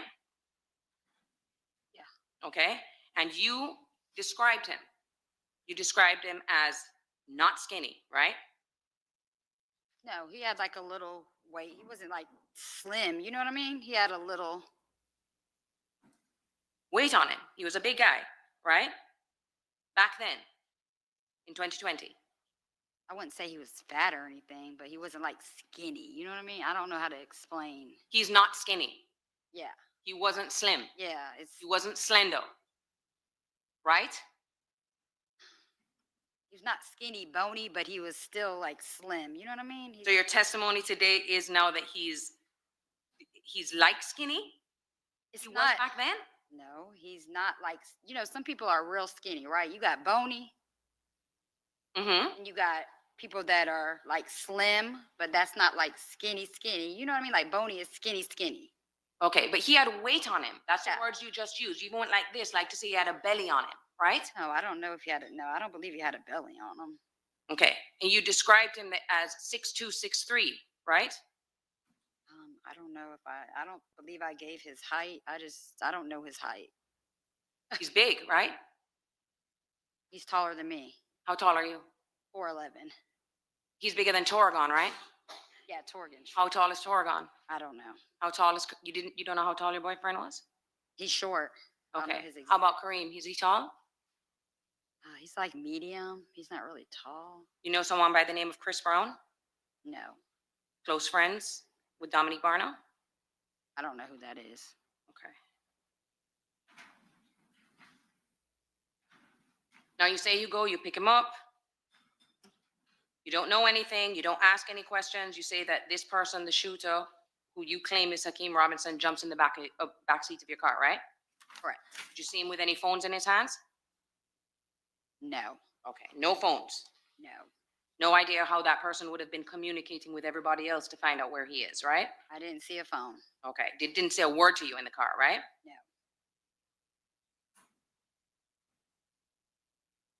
And you said there were no calls coming in on the phone that you had, right? When I pulled in like the apartments and I was making a U-turn, a phone call did come in and it was Hakeem telling me like, I'm over here, come back. And that's when I was turning to go back. So now your testimony is that a call came in Yes. from the shooter who you say is Hakeem Robinson. Mm-hmm. So he must have had a phone, Yeah, right? And it came onto Kareem's phone, and what did it say on the screen? I can't remember that. I don't know if it was I don't know what type of call it was. So you don't know if a phone number came up? I can't remember that, no. If it's a FaceTime, a face would come up, right? I don't know, because a phone number can come up too. I don't know. In a FaceTime call. But there's a call, right? Yes. It should be reflected on Kareem Robinson's records somehow, right? Yeah. Because you're testifying that it happened. Yeah. Otherwise, it would have just been magical for you to figure out where the shooter was, right? He had to let you know where he was. Yeah. Okay. And so he gets in the car, you pick him up, you don't ask any questions, you drive back to your house, right? Correct. Sat in silence, no, nothing, right? Correct. I had the music up, but yeah, I had the music on. You guys listening to music together? Okay. Then you go back to your house, right? Correct. Go back into your home, right? Correct. And fall asleep, right? I go back to sleep, yeah. Go back to sleep. So you now are not a witness to anything else that happens for the rest of the day, right? No. You didn't get a pin drop from Dominique Barner asking you and Torgon to pick him up from a woman's house? No. Okay, if Dominique Barner comes in and says that, he'd be lying. Yeah, I don't.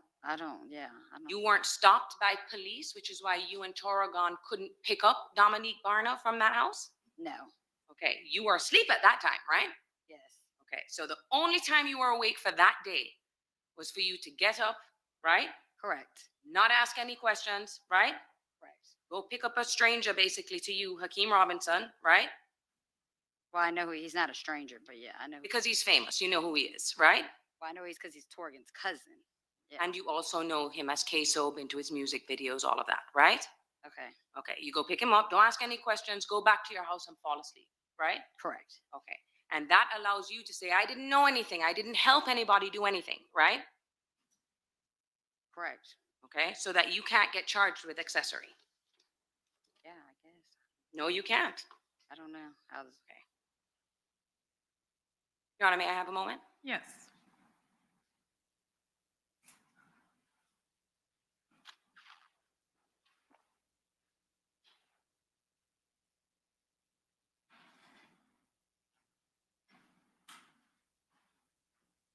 No further questions, Judge. All right, thank you. Is there any redirect?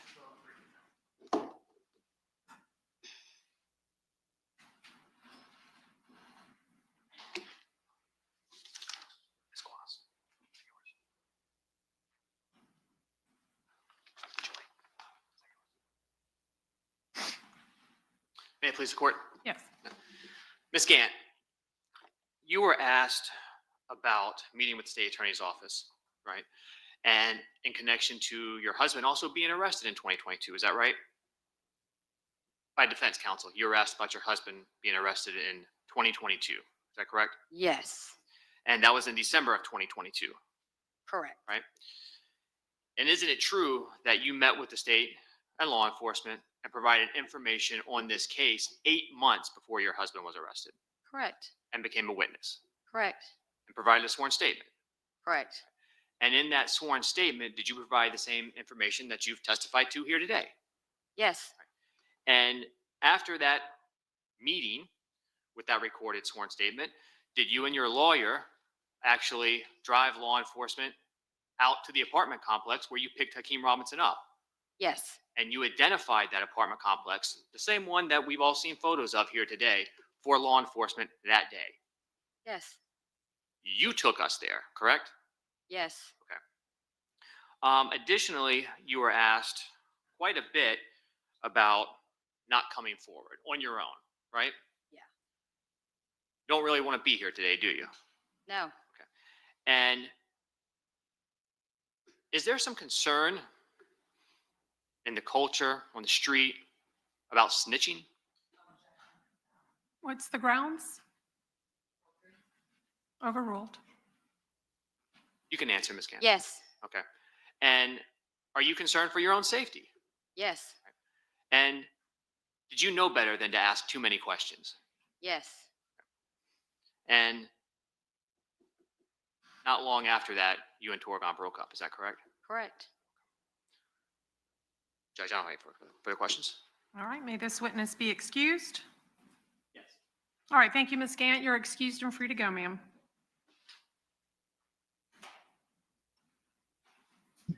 I tell you, you talk about starting off a morning. Good.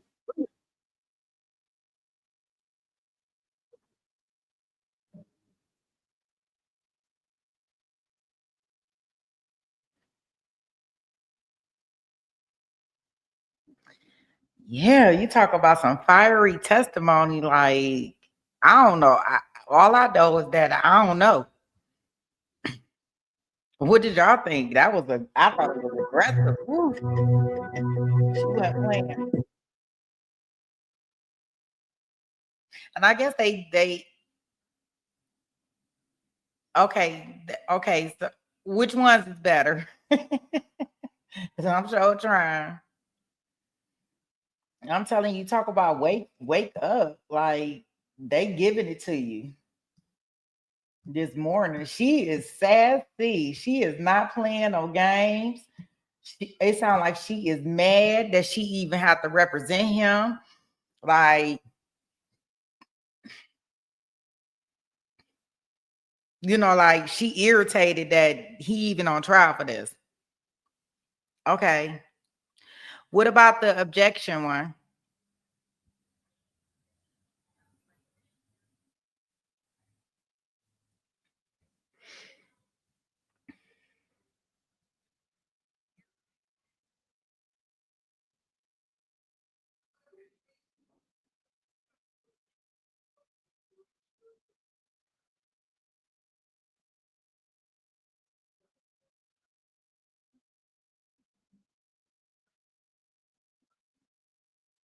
That said, if it depends on if you're the defendant, would you want her to come out like that?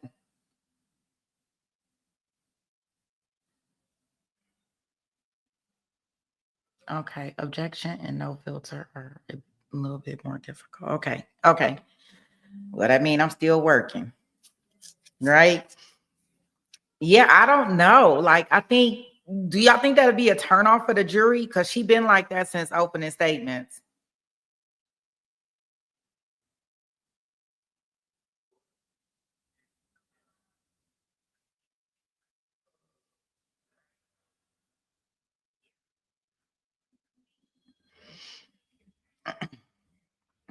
Yeah, so like, woo. How's the gavel looking?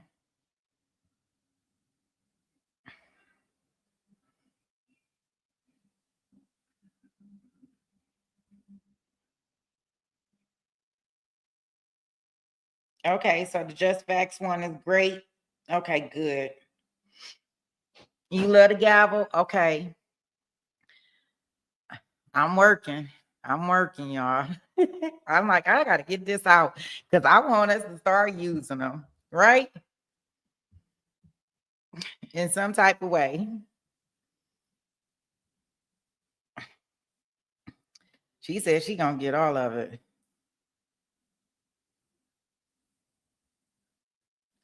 I think the details of the smashing makes it hard to see. Smashing?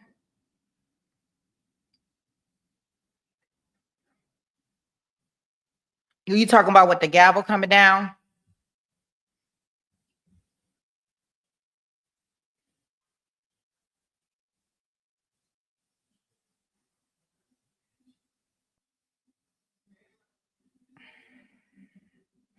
Okay, so that's a Sweet Pea Gang with the crown one. Pretty brown. Okay. The gavel smashing. Okay. Okay. Well, maybe I'll take my sparks out, right? And see if I can get it done. Yeah, I'll get that. I'm working on them as we doing the it's unrecognizable. Okay. I was trying to use my purple, y'all. That's all. I'm gonna work on it as we are in court today. That's what I call myself trying to do. Okay. Well, we got our TiVo time, right? So we good there. So I am going to get us back in the courtroom in the background. I mean, I'm still here, of course, and keep working on these emojis so I can test them out with you guys today. Okay.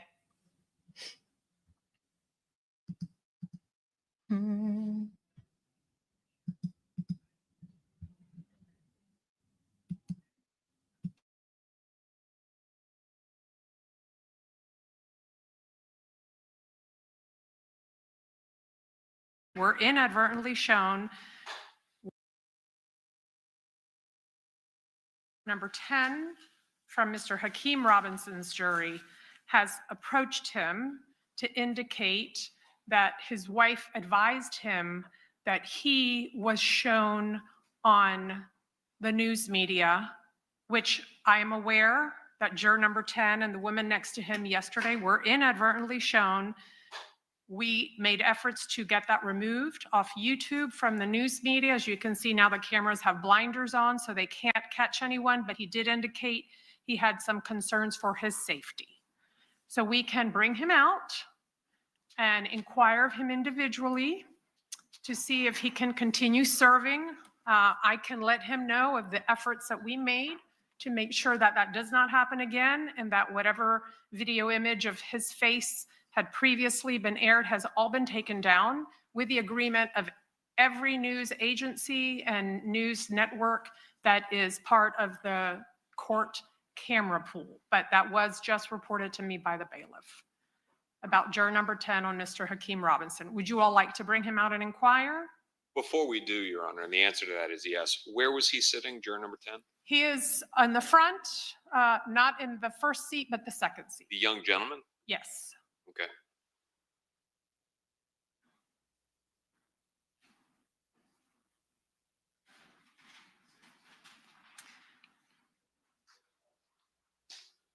He was juror 116 when he was on the panel. I'm sorry? He was juror number 116 when he was Yeah. part of the whole panel. He's right there. I remember him. He kind of looks like one of the Jonas Brothers. No, like as a compliment, but he's the one that I used for the TSA example. I believe he was.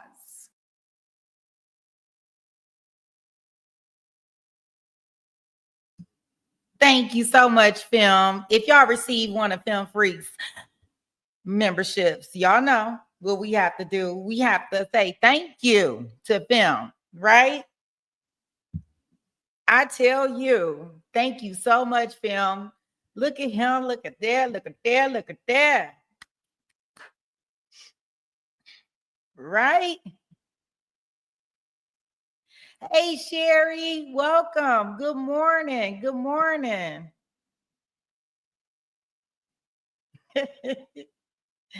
You fine. Thank you so much, Film. And let's spam the chat with Film's name. Oh. Yeah, so this video that came out was showing these jurors. I don't blame them. I don't blame them. I don't blame them not one bit.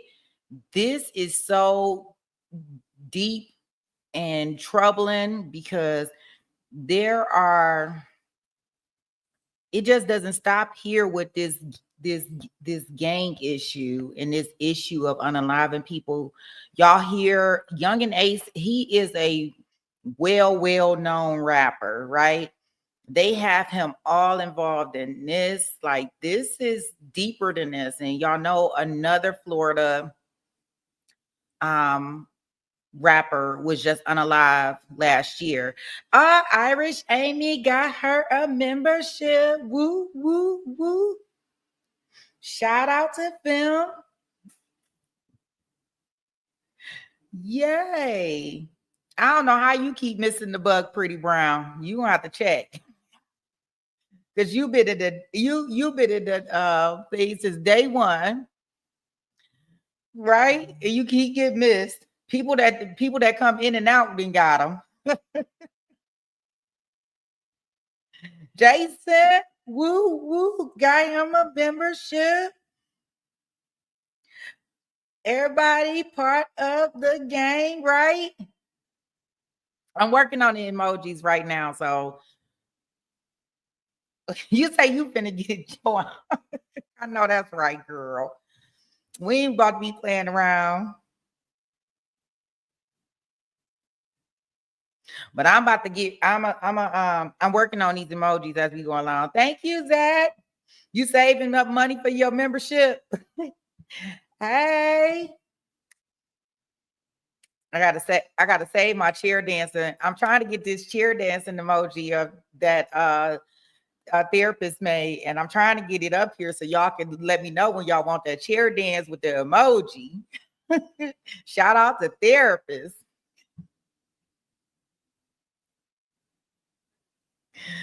Whoa, whoa, whoa. Yay.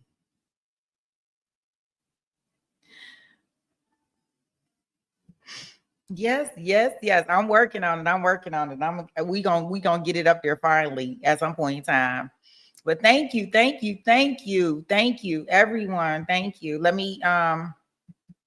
Let's see what they gonna do when they question this juror. Oh boy, what a mess. And you know, that's why we keep seeing the ceiling, because they really trying to be careful when they pan it over to the screens and stuff.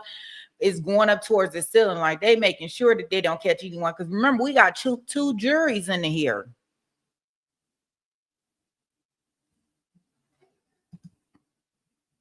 Hey, Laura's kid. Good morning. How are you?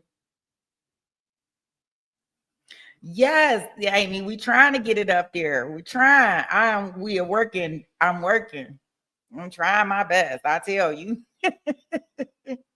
That's good. Good to see you. Okay, here we go, guys. Let's see what we about to do about this juror. Do you want me to bring him out so we can inquire? Yeah, so if the court could also inquire too, whether he's had any conversations with other fellow jurors. Okay, will do. Let's bring out juror number 10 for Mr. Hakeem Robinson.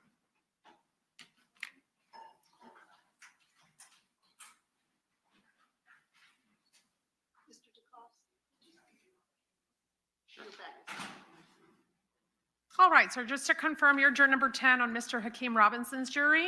Yes, ma'am. Yes, and the bailiff has reported to me that your wife showed you a video where your face was actually shown on where? Did she tell you on what channel, what station? Yeah, so I don't know the station, but my wife is a crime junkie. She obviously knows I'm at jury duty. Sure. So she's been watching this, and she saw me, sent me a picture of me on the TV, and also all my people from my place of employment now know I'm on this trial. Because one of my former employees sent a picture to my current employee saying, "Is this him? Is this him?" I feel like my privacy has kind of been destroyed. Yes. We were made aware of that yesterday afternoon. We had your image removed from all of the recordings that are out there. We do have one camera in court, but several news agencies share that. And when it came to our attention, we did remove it. So your image should no longer be on YouTube or First Coast News or News for Jacks or any of the other stations.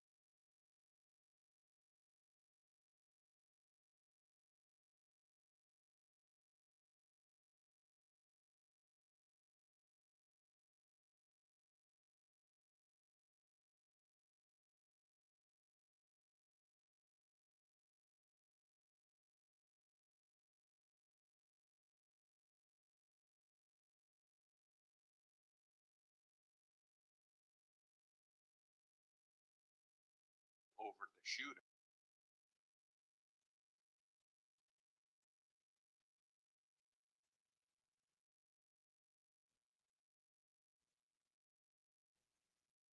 He goes, I go based off the medical examiner's report. And we heard from the medical examiner, he's like, that's an approximation. And I don't find that Mr. Latham is now reliable when it comes to his height comparison testimony. Okay. All right. So what are you asking me to do? You're just laying this for the record? Well, I'm still asking the court to strike him as a witness in this case. It is unreliable, and it undercuts everything he's saying. So it renders it unfairly prejudicial. It's confusing to the jury first, but now it's going to be also misleading to the jury. It's not going to help them understand a fact. It's going to greatly confuse it, because now the jury is going to be like, wait, how tall was the guy? How tall is Mr. Robinson? We know that Mr. Latham's measurements on everything, for Mr. Robinson's height that was taken 2 years after, and Mr. McCormick's height, we know that all of that is off. And this testimony that the government hopes to now present to the jury is only going to greatly confuse them. All right. The motion is, Oh, there's one other argument too. okay. So one of the things that the government is going to try to bring out is that he went onto Nike's website and that he saw the size comparison. So this size shoe, that. Okay, I still want to make a record just in case. So. That what? Oh,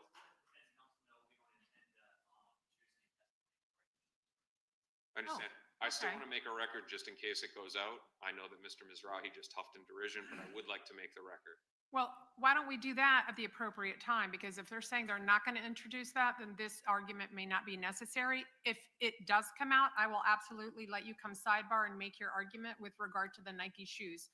But if they're not introducing any evidence of Nike shoes, I don't think we need to hear an argument against the Nike shoes. Can I ask what they mean by that? What they mean by nothing about Nike shoes? Nothing about the measurement of the foot. Well, let's see what they say. I don't know.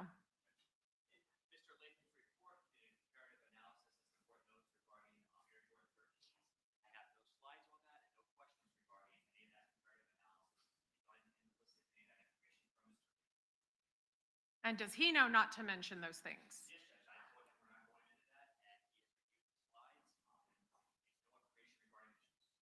Okay. All right. Does he testify at all about the Mr. Robinson's foot size? Okay. All right. Okay. And Your Honor, Ms. Kouas is reminding me too. We also have the pictures of the guns. Now, Mr. Latham, he testified in the Daubert hearing that this was a very rare gun and that he had to get it from the manufacturer. But what he failed to mention is this, that in 2020, when this murder happened, that X-Star model was being produced. It was widely available.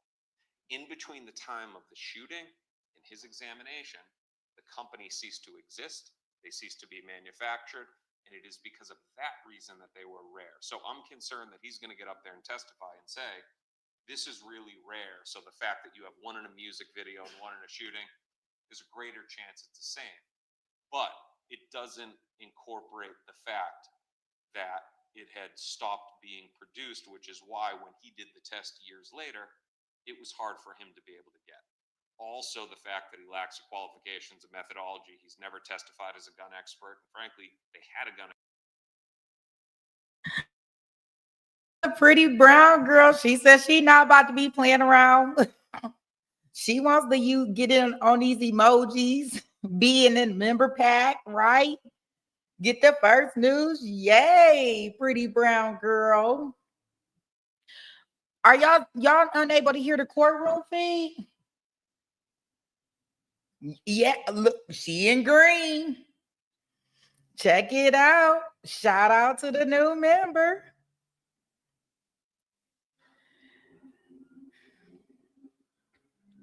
Yay. Yeah, Sherry, we gonna go over there and actually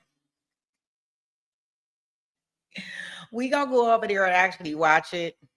We just kind of trying to see when a good breaking point with this case gonna be. But I got it pulled up for us to watch. Yay! But can y'all hear the courtroom in this one? Yeah, we gotta have shots, right?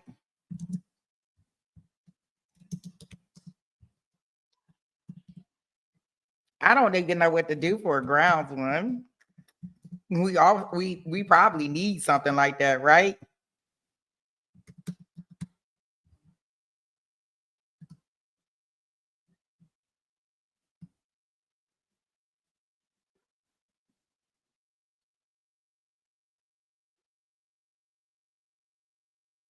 Okay, all right, Sherry's Life. Enjoy. We'll watch it a little in a minute.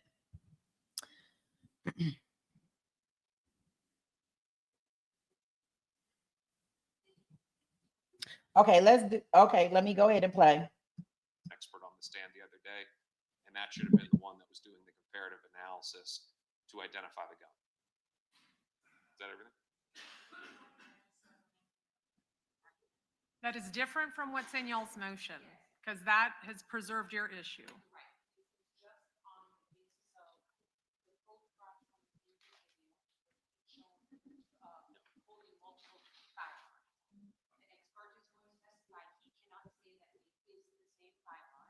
So our argument is that it's overly prejudicial, showing Mr. Robinson pictures with all of these firearms. He's not going to be able to testify when that video was shot.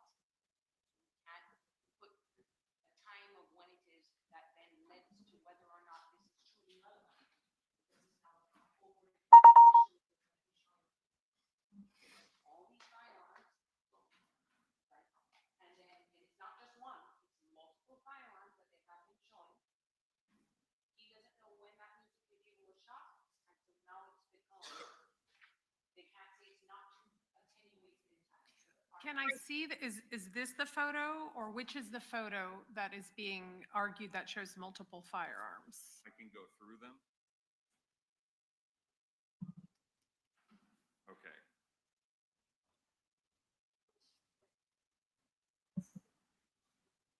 There looks to be 3 firearms in that photo, 2 in that.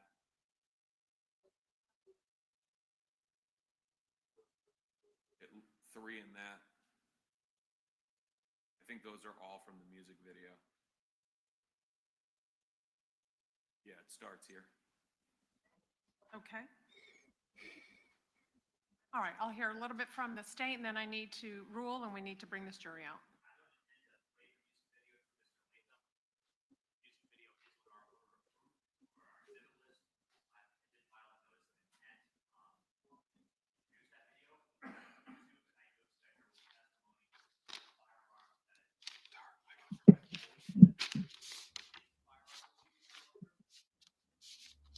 Okay.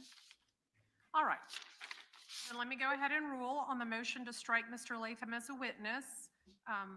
That will be denied for the reasons previously stated in my Daubert order, but with the new arguments made today that the issue about the victim's height at 5'10", now compared to the testimony of the medical examiner, would be confusing or is unreliable, I would deny it because that is obviously ripe for cross-examination, ripe for impeachment, and that goes more to the weight of the evidence than to the admissibility. Likewise, with the rarity or the alleged rarity of the firearm that Mr. Latham would testify to, understanding now, as we heard, I think, from one of the state's witnesses, that the company went out of business in 2021, again, an area ripe for cross-examination, ripe for impeachment, but not grounds for exclusion. And lastly, the firearm photographs being overly prejudicial. I did already conduct a 403 analysis when I analyzed the Daubert motion, and again, doing so, I don't find the prejudice to outweigh the probative value, and therefore, for those reasons, and others stated in my order, the motion to strike Mr. Latham shall be denied. All right. Fine not to battle with Your Honor's ruling. The court consider removing certain photographs that are unnecessary. Like the photograph on the left, there's repeats of the same one. Like whether that's necessary to show the 3 guns, where it could just be the one on the right that's focused in. court, the final refined argument would be to remove the portions of the photographs that are showing firearms that are not relevant to this. Actually, withdraw that argument. Okay. All right, thank you. Then are both sides, well, uh-huh.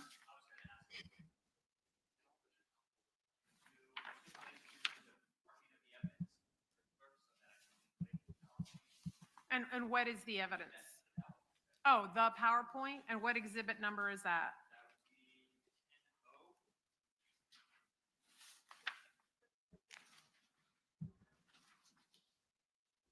No objection to it being a demonstrative. We do, however, object to it being admitted into evidence and being with the jury in the juror room because, frankly, Your Honor, when the jury goes back there, they don't have the testimony of Dr. Piatek that says 5'9", 5'11", but they do have Mr. Latham reporting a height that we know to be inaccurate.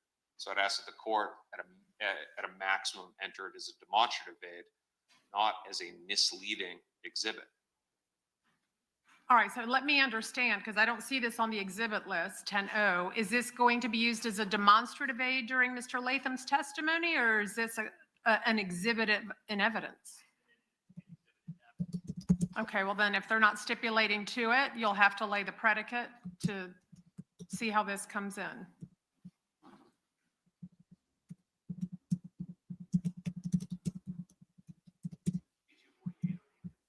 Okay. All right. If there's nothing else, can we bring out the jury and continue with the trial? Yeah, let's let in anyone else who wants to come in. We have...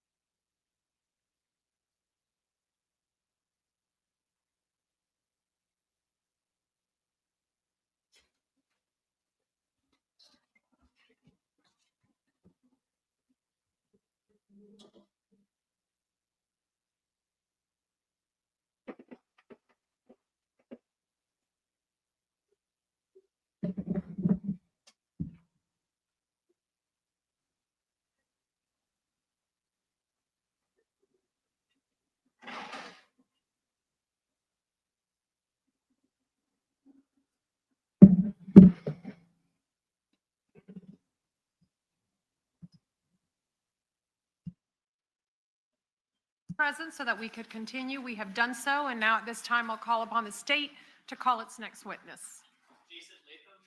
Mr. Latham, please.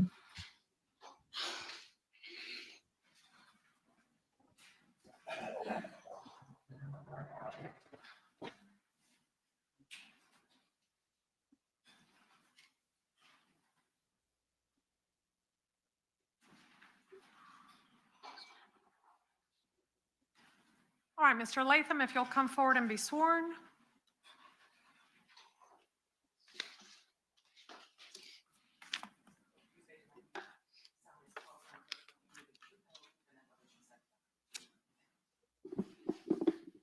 Please be sure to sit up close and speak loudly and clearly into the microphone.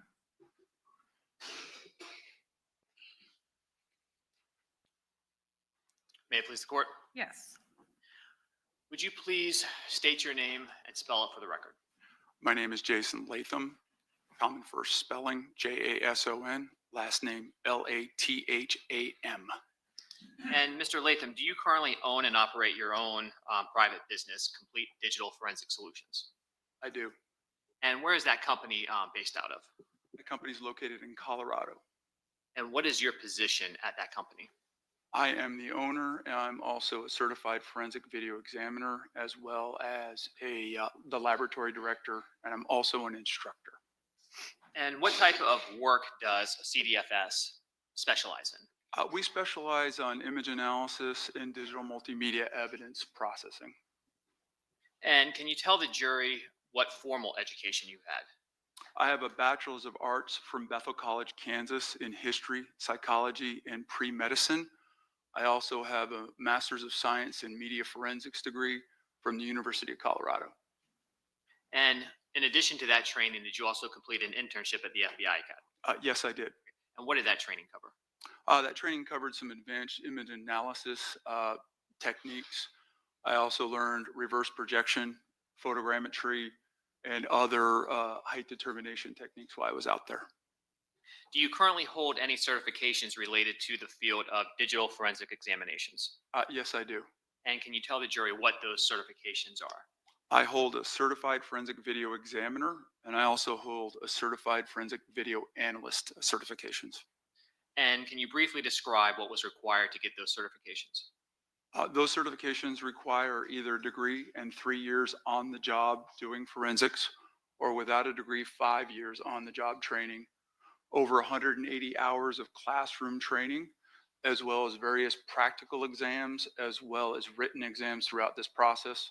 And for one of my certifications, I had to sit on a board where my work was reviewed by 3 other certified forensic video examiners to confirm my certification. How many total hours would you estimate of training in the fields of digital forensics have you had in your career? Over 1,500 hours. And in your career, have you been qualified and accepted by courts as an expert in the field of digital or multimedia forensics? Yes, I have. Approximately how many times? Approximately 16 times. And does that, What was that? What happened? Oh, okay.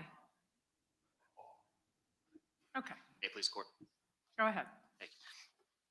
Does that include being accepted as an expert in the fields of digital and multimedia evidence, comparative analysis, content analysis, photogrammetry, terrestrial 3D laser scanning, among others? Yes, that is correct. And in what states have you been accepted as an expert? I've been accepted as an expert in California, excuse me, California, Nebraska, California, New Hampshire, Illinois, Iowa, Kansas, and I think that's it. Now, as a digital forensics expert, have you been asked to evaluate digital evidence? Do you charge for your services and your time? Yes, I do. And have you previously been hired to examine digital evidence in both criminal and civil cases? I have. And have you worked for both state agencies as well as defense? I've worked for both sides, yes. Now, in 2021, were you hired by the state of Florida to conduct forensic examination of digital evidence related to the murder of Charles McCormick? Yes, I was.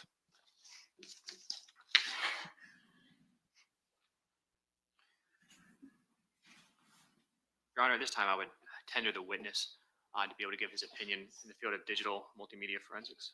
All right, and any voir dire from Defendant Whitaker?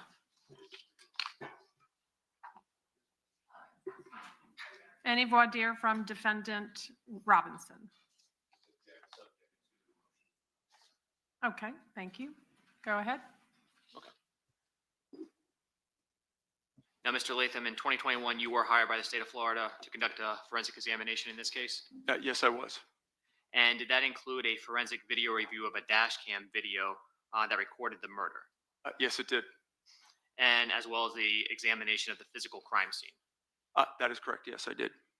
And a forensic examination of 3 known individuals so that you could potentially determine whether or not any of them could be excluded from being the shooter captured on video? Yes, that's correct.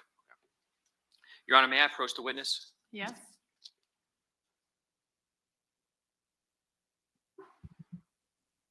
Showing you a disc which has been marked for identification as 10O. Do you recognize this disc, sir?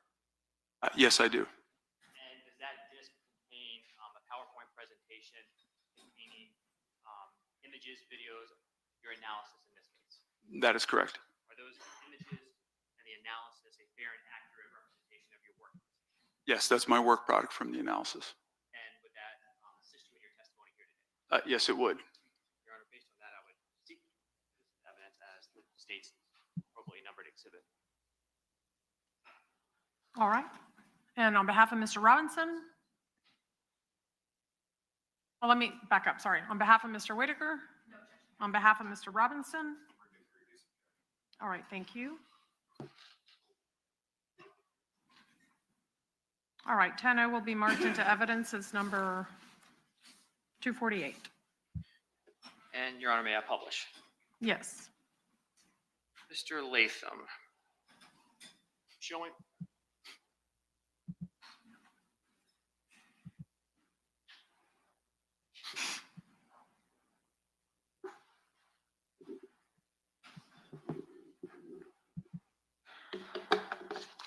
I'm showing you the current slide that's on the screen. Do you recognize that, sir? Yes, I do. And can you briefly explain to the jury what we are looking at? On the left hand of the screen, the K1 and Q1 individuals were from the video of the event of interest, the shooting. On the right-hand side, we have K2, K3, and K4, which were the known individuals that were analyzed, and the scans of them were processed during this examination. And at the beginning of this process, when you received the dash cam video, what was the first thing you did upon getting that actual video? Yeah, one of the first things we do in our shop is when we receive evidence, we make a forensic working copy of that evidence. That is an exact copy of the original evidence, and we conduct all our work on the working copies of the evidence. Now, as part of your analysis in this case, did you send two colleagues, Mark Johnson and Kip Stavru, down to Jacksonville to conduct some of the data collection that you needed for your analysis? Yes, I did. And did that examination in Jacksonville take place on November 10th of 2021? Yes, it did. And specifically, what type of data were you seeking to have collected? We were seeking to have a 3D terrestrial laser scan of the crime scene, forensic photographs of the crime scene, and we also took drone footage of the crime scene, as well as we scanned 3 individuals in a correctional facility. Can you explain what we're looking at in this photograph? This is the crime scene that my team scanned, and we applied a grid to the scene as well for our references. In this slide? In this slide on the left-hand side, you can see these orange dots. Those are the positions that the laser scanner was positioned to actually scan the scene. And on the right is a photograph of the scene. And this slide? This is a summary of all the scan positions of the scene from the 3D terrestrial laser scanner. And why was this data important to collect? This data was important to collect because we needed an accurate dimensional analysis of the scene, and that way we could stitch the 2D video to the 3D data that we collected of the scene. Can you explain what we were looking at in this slide, sir? This is the setup that we use to scan the 3 individuals at the correctional facility. And this slide? As a positive control in this process, the team set up several identifiers on the wall, including those little square boxes with the weird looking circles and dots in them. Those are targets for the laser scanners. And then we also included a calibrated line on the wall for various heights, and this was confirmed with a calibrated laser measuring device. And that line that device appears to be connected to, what line is that, the measurement? The bottom of that black line is 6 foot. And what are we looking at in this slide? We then had each of the individuals assume several poses, and they were photographed. And this is the photographs of those poses. So this is for K2? This is for K2, yes, sir. And for K3, who is Leroy Whitaker? Yes, sir. And finally, K4, Dominic Varner? That's correct. Now, the equipment that was used to collect the 3D laser scans of these individuals, is it extremely accurate? It's very accurate. And is it capable of collecting an accurate height measurement for those individuals? Yes, it is possible.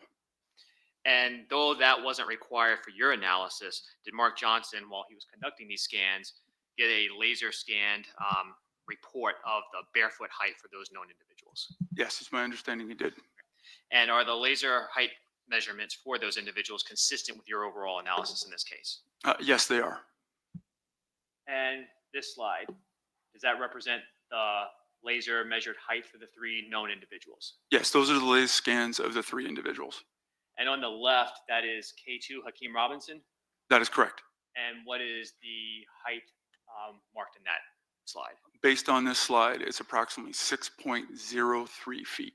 All right. And to the right is that K3 and 4, both Leroy Whitaker and Dominic Barner. That is correct. All right. And what are their reported heights on the slide? Mr. Whitaker is 5.62 feet, and Mr. Barner is 5.59 feet. Now, because that's in a decimal form, is that a little bit different than, say, for example, for Mr. Whitaker? It says 5.6233 feet. Is that 5 feet 6 inches, or what does that equate to? It's about, for K2, it's approximately 6 foot with a little bit extra. It's a fraction of a foot.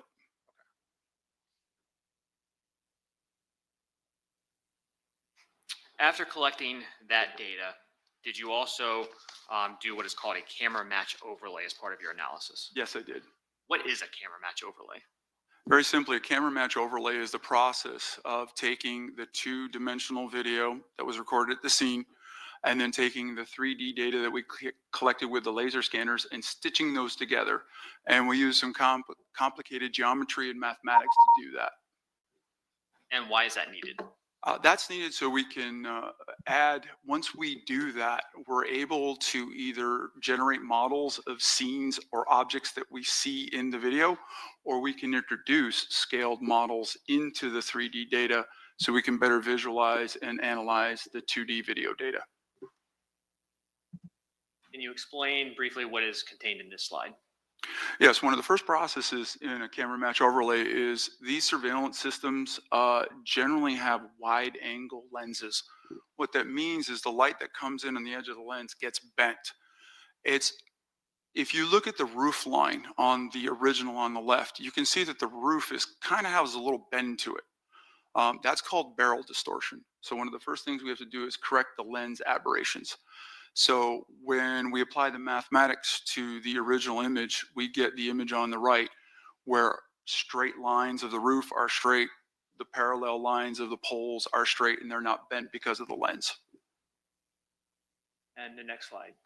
Once that's the lens is corrected, on the left-hand side of the screen, we have the 3D scan data of the scene. And on the right side, we have the corrected lens, corrected image of the video. And in this slide. Once the process is completed, the computer algorithm then places the 2D over the 3D based on the mathematics and geometry and produces a composite image with both of those overlaid. And the next slide, which I believe is 18. Correct. The little green crosshairs in this image, what I'm doing here is I'm taking fixed points in the video that I can see, like the example, a corner of the door, corner of one of the moldings. These are then picked in the video, and they're also selected within the 3D data. These are the points that the computer uses to apply the mathematics to stitch those two together and overlay them. And then slide 19. And this is the result of the 2D being overlaid on the 3D in a mathematical fashion. And are these scanners accurate? The laser scanner is very accurate at this distance. And so slide 20, what does that reflect? This is our positive control. We put a grid down on the pavement of a known quantity, and this was calibrated. This was confirmed by a calibrated laser measuring device. We can then use the scan because we know the distance of these squares is exactly 1 meter. We then can use this to determine the error rate of our analysis. And slide 21, does that reflect that error rate? That represents the error of the scanner, which is 0.001 meters. And then slide 22. This is the final step in the process where we look at the calibration accuracy. How well did the computer match up to the known distances within the camera match overlay? Now, did this process allow you to do what you referenced earlier, stitching that 2D video together along with that 3D kind of point cloud? Yes, it did. And were you able to visually depict both the shooter and Mr. McCormick, the victim in the video, together side by side in similar? Yes, I was. I'm going to show you. I'll get to that second. This slide 23, which apparently I skipped. Yes, this is, there are 3 factors that account for the accuracy and precision of this entire process. One is the accuracy of the scanner, which is very precise. The other is the accuracy of those green points I picked. And the last one is the accuracy of a known measurement, that square box on the ground. Add those all together, and the overall error rate of this process was 1.3426 inches. And then slide 24.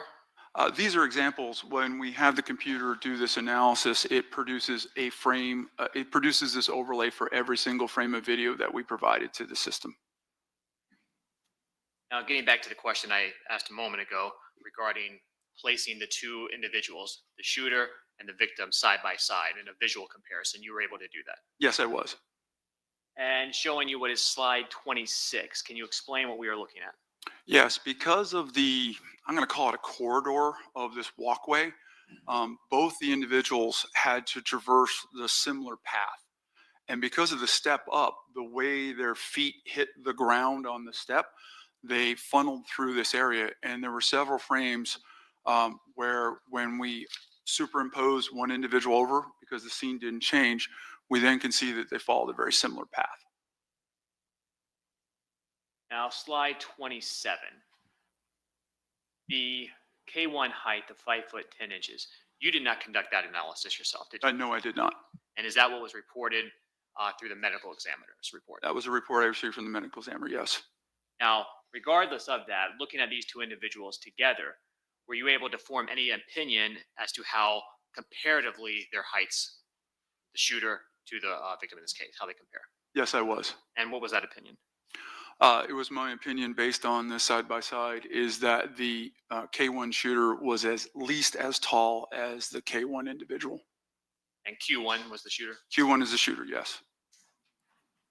Now, as part of your analysis in this case, was a 3D kinematic model also created of the shooter that is captured on that dash cam video? Yes, it was. And who created that model? Mr. Mark Johnson created that model. Did you participate and collaborate with Mr. Johnson during the during the creation of that 3D kinematic model? The creation of that model was at my direction, command, and control. And did you review that work? Yes, I did. And going to the next slide, which is slide 29, can you explain what this slide depicts in the creation of that 3D kinematic model? After the camera match overlay, the computer produces a frame for each, produces an image for each frame of video. The kinematic model is then articulated. The joints are moved to overlay the model over each frame of video. And this is, in this case, it was conducted over 28 individual frames as the individual moved away from the camera in perspective. And I'm going to go to the next series of slides. Starting with number 30, what is this? This is a result of the kinematic model analysis.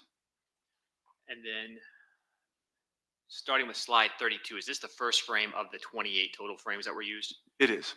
And can you also explain to the jury kind of how scaling works and why the 28 frames were important in this case? Yes. As an object moves away from the camera, it's going to get smaller. As it comes closer to the camera, it's going to get larger. So the model, the kinematic model, is generated not just on one image. We use multiple images as that object, in this case a person, is moving away from the camera. That allows us to make sure that the scale is consistent in the 3D environment throughout the placement of the model. And I'm going to go quickly through the next series of slides. If you need me to stop, just let me know. 33, 34, 35, and let's go quicker. Are these essentially just the 28 still? Yeah, this is the way we confirm that the model matches the object that we're trying to model in the 3D point cloud.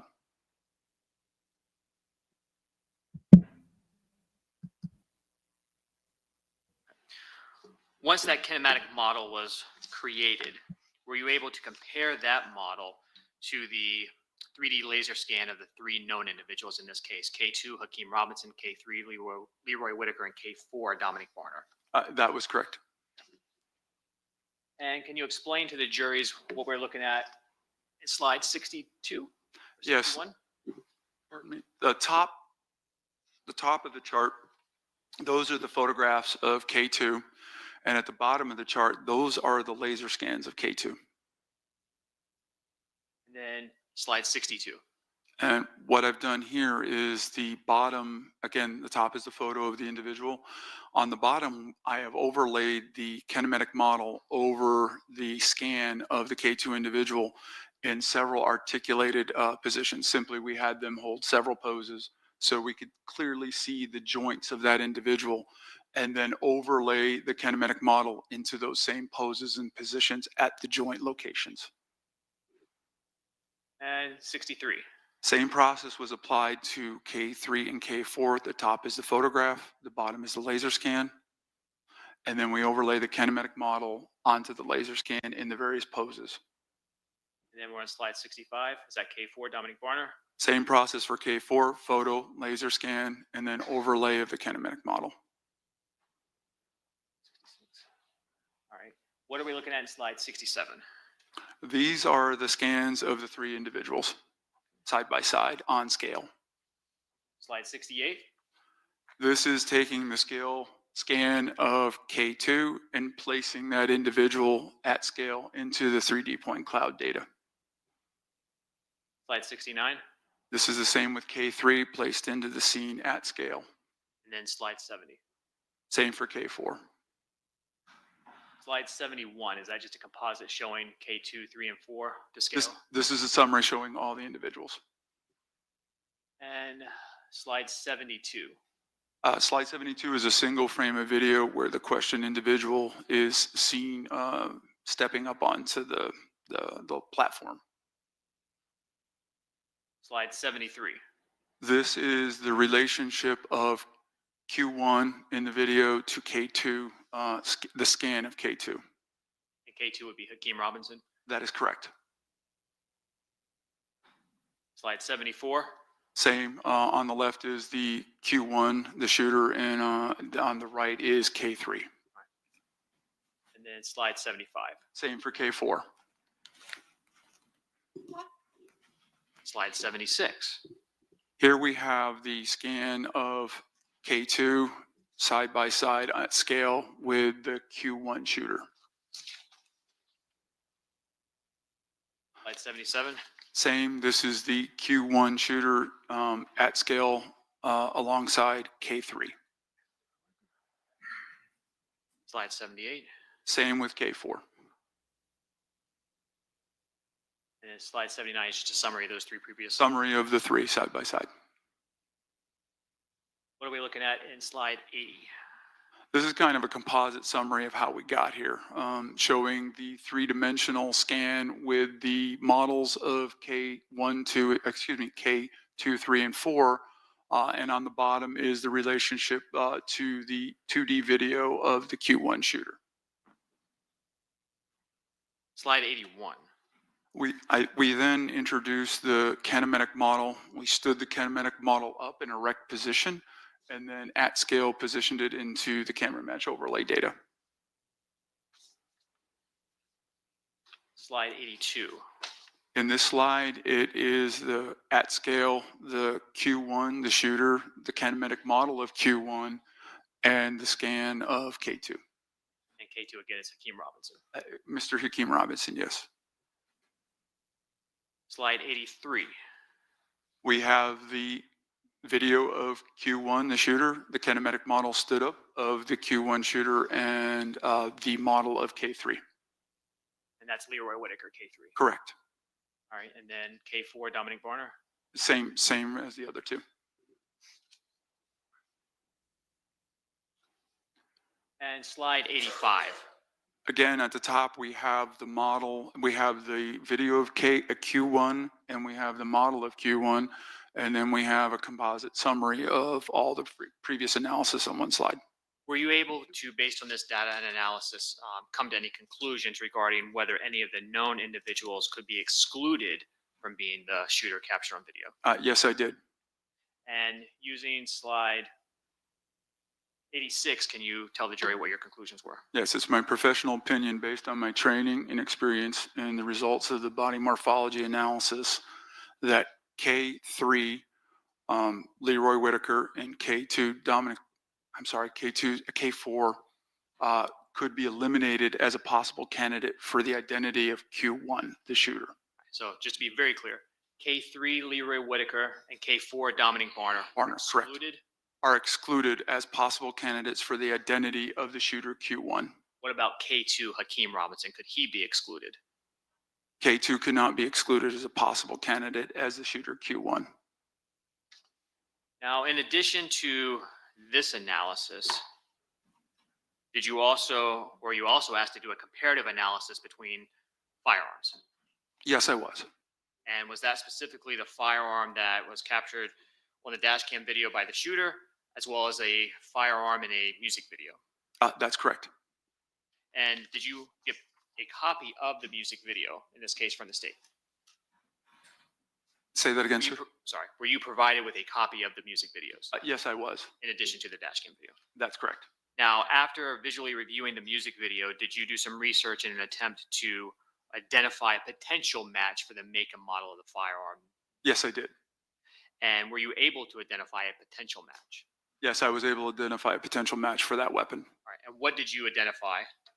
That was an XTAR, spelled EXTAR, EXP 556 MK1 with a stainless steel barrel. Going to slide 88. What is that? That is item 4, which was a music video that was sent to me as evidence. And slide 89. This is our item 5, which again was a music video that was sent to my office as evidence. And are these the music videos that you were referring to in terms of doing a comparative analysis with that firearm? Yes, they are. Slide 90. These are photographs. I was able to acquire a known MK1 weapon from a manufacturer, and these are the forensic photographs of that weapon. And that was the weapon you identified as a potential match. This is the weapon identified as a potential match at this point. All right. Slide 91, what are we looking at? This is a summary of all the question and items. On the left, we have the Q1 shooter holding a weapon. The Q2 is, the question 2 is the weapon carried by that individual. So Q1 is the individual, Q2 is the item, the weapon in the hands of that individual. Q3 is the weapon that was observed in the item 4 video, and Q4 is the weapon that was identified is in the, the Q4 was the weapon identified also in item 5 video. And again, those were carried by K2, which is Hakeem Robinson, correct? I believe so, yes. Slide 93, can you explain what we're looking at? One of the first steps I do in the comparative analysis is first, we always work on the question images or objects first. So in this case, I'm taking the weapon in the hands of this individual and I'm clarifying it. I am applying specific filters and techniques to better resolve this weapon in the hand so I can better understand its construction and also to assess if there are any anomalies within the video that would impair me from doing a comparative analysis. And were there in this case? No, there were not. Slide 94. Again, these are several additional frames where the weapon that Q1 was carrying was isolated and clarified to better resolve it. And the same for slide 95? That's correct. And so you did that for a series of images? On all the frames where it was appropriate and I was able to get reliable data from the clarification, I used all those frames in the analysis, yes. Slide 97. Again, this is from the item 4 video. This is the weapon depicted in that video. Slide 98. Again, from item 4 video. On the right, on the left, we have the original, and on the right, we have the clarified version. Slide 99. From item 4 again, left is the original, right is the clarified. And 100. Same as before. Same as before. And same as before. And slide 104. On the left, we have the original frame of the frame of video from item 5. And on the right, we have the clarified version. Slide 106. These are the clarified images that were taken in my laboratory of the known XStar MK1 weapon. And then can you explain the process you went through, starting with slide 108, to do that comparative analysis? Okay. Once I've clarified and identified the object, in this case a weapon that was in the original video, and it's been clarified, I then went and did some search to try to identify a known weapon. And then this known weapon that I acquired was photographed. The red arrows, the image on the left is from the Q3 video. The image on the right is the known weapon. The red arrows indicate areas of consistency or similarity between the two objects.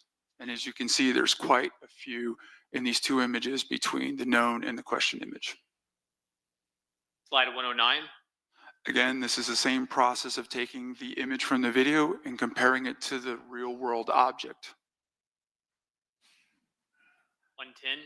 Same as before. On the left is the video images of the weapon, and on the right is the known weapon. And those are all points of comparison. Those are all points of comparisons or similarities. 111. Same as before. And then Same 112. as before. And 113. And this is the front of the weapon and the barrel shroud, same as before. And slide 115. This process is then repeated with the Q4 video. The weapon in that video was isolated and compared to the known item. All right, so what are we looking at in slide 117? This is where the Q2, the weapon in the video of the event of interest, the shooting, was compared to the known weapon. 118. These are additional frames of video where the weapon was isolated and clarified and were compared to the known weapon. Again, the arrows represent the points of comparison or similarity between the two objects. 119. Same with two different frames of video. So from all of these different frames, you're looking at the front, the sides of the weapon, the back. Yes. And then starting with 121. These are a series of frames where I applied a different filter to better resolve the areas of contrast. Contrast is the difference between light and dark in a video or an image. Because of the lighting conditions in here at the scene when it was captured by the video, I needed to do a different set of analysis to evaluate the barrel of the weapon. And based on that work, can you explain 122? Yes. Q2 again is the weapon from the video of the event of interest, which was the shooting. And then Q3 and Q4 are the weapons that were depicted in the music videos. And I'm comparing the barrel, particularly the barrel in the Q3 and Q4 videos. There was a shine to it that's typically consistent with a chromed barrel. And then that was compared to the Q2. Which again, we saw a bright area of contrast by the end of the weapon that was consistent with the Q3 and Q4 shiny areas on the barrel. And 123. Again, three additional frames on the left, same process was done to compare against the two music videos.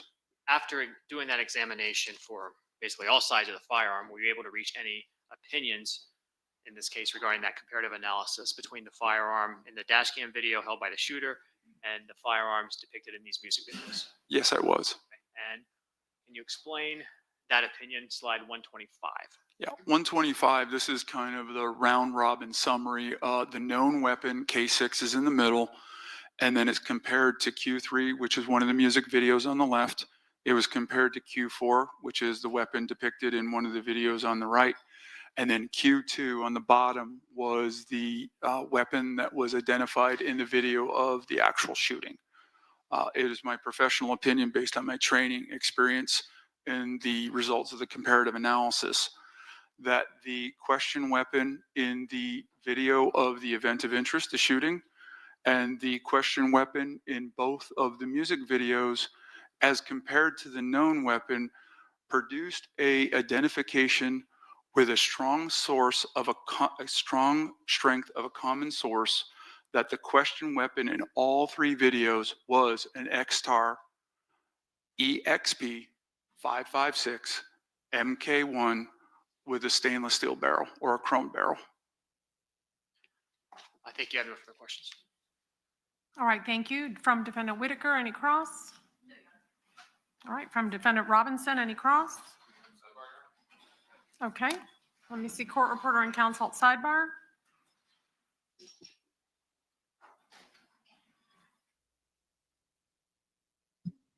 Okay, she's seeing them at sidebar. Let's see. I'm pretty sure we got us some TiVo time, right? Inadvertently come across, Oh, wait a minute. and I'm going to, Oh, I guess it's not gonna be that type of sidebar.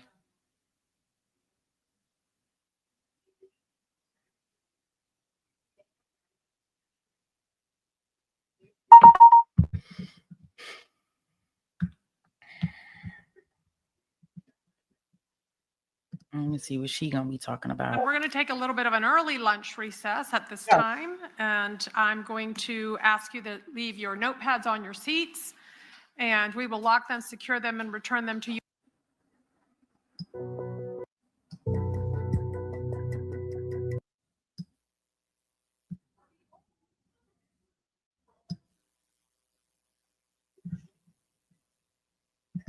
Hi. They went to lunch, but we got TiVo time. Y'all let me know.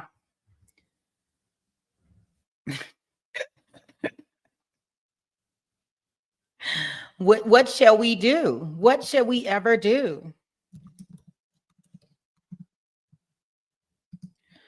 Do we I know some people wanted to see and of course me, I guess the last thing that we'll probably hear from old Lori. Do y'all want to go and look at that, or do y'all want me just to continue on where we're at with this current trial? I'm working on it. It won't let me, it's giving me issues. I'm trying.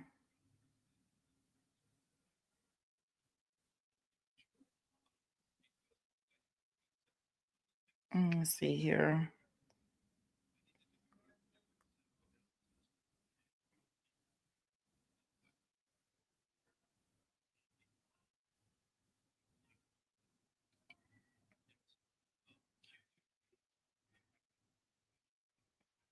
You say you want to see the Lori stuff now? You want to see that now?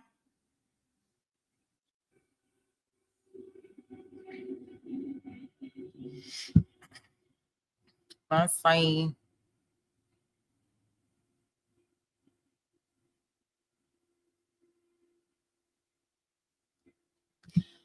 Okay, let's see where they are with this Lori stuff.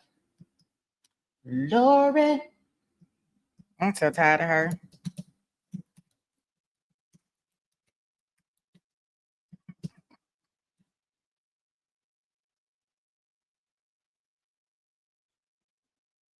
Okay, good.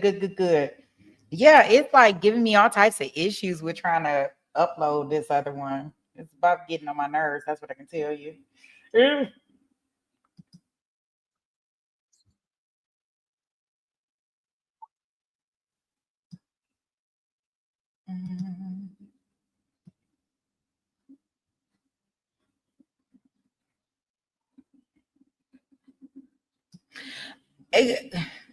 I just want to hear the victim impact. Okay, so I got my question. I got a question for y'all. Should I open up another room for the Lori thing and keep it separate from this one?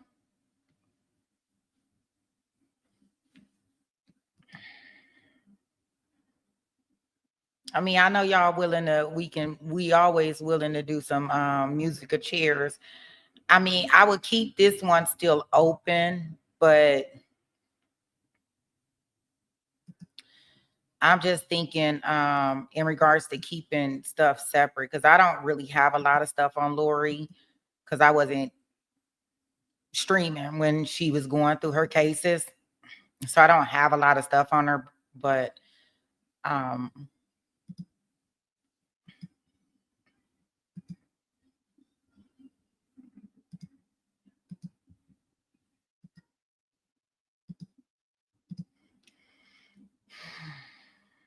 mm,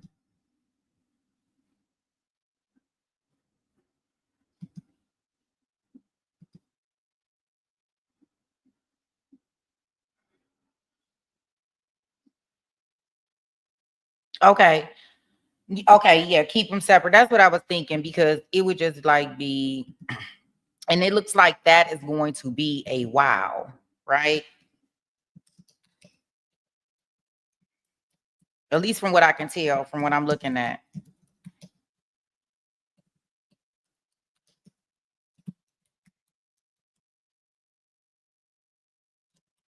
Okay, give me a second. I'm getting the room together for us.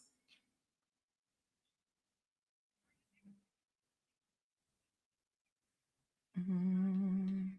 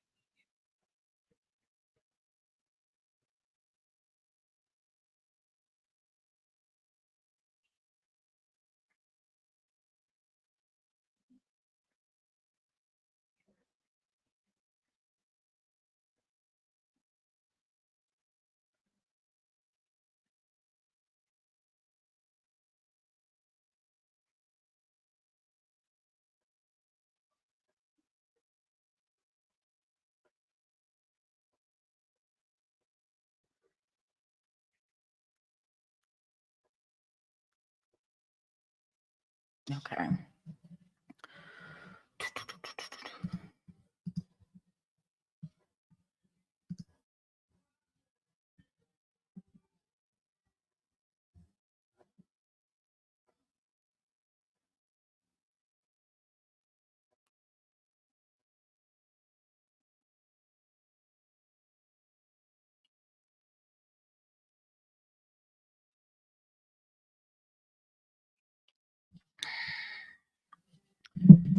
Okay, let me get this up here.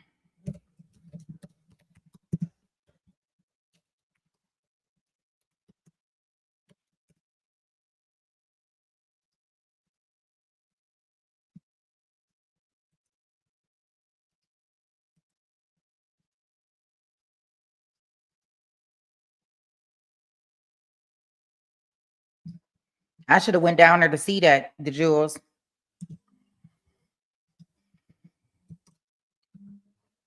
I wonder if it was packed.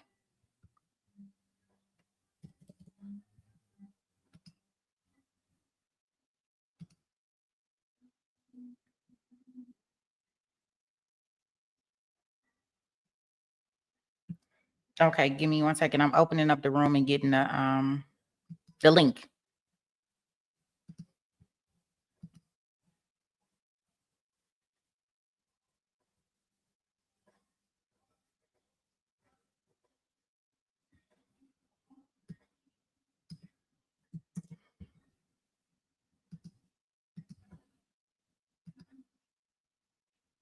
This a zoo? Oh wow, yeah. Well, I'm glad I didn't go. I have a much better time here. Okay, so there's the link right there. I am going to leave this room open. We'll go ahead over here and we'll cover the Lori Daybell, her sentencing. Let's see what everybody wants to say to her. Seems like a good time over there. Okay, we have therapists checked in. Okay, guys, I am going to come off this one.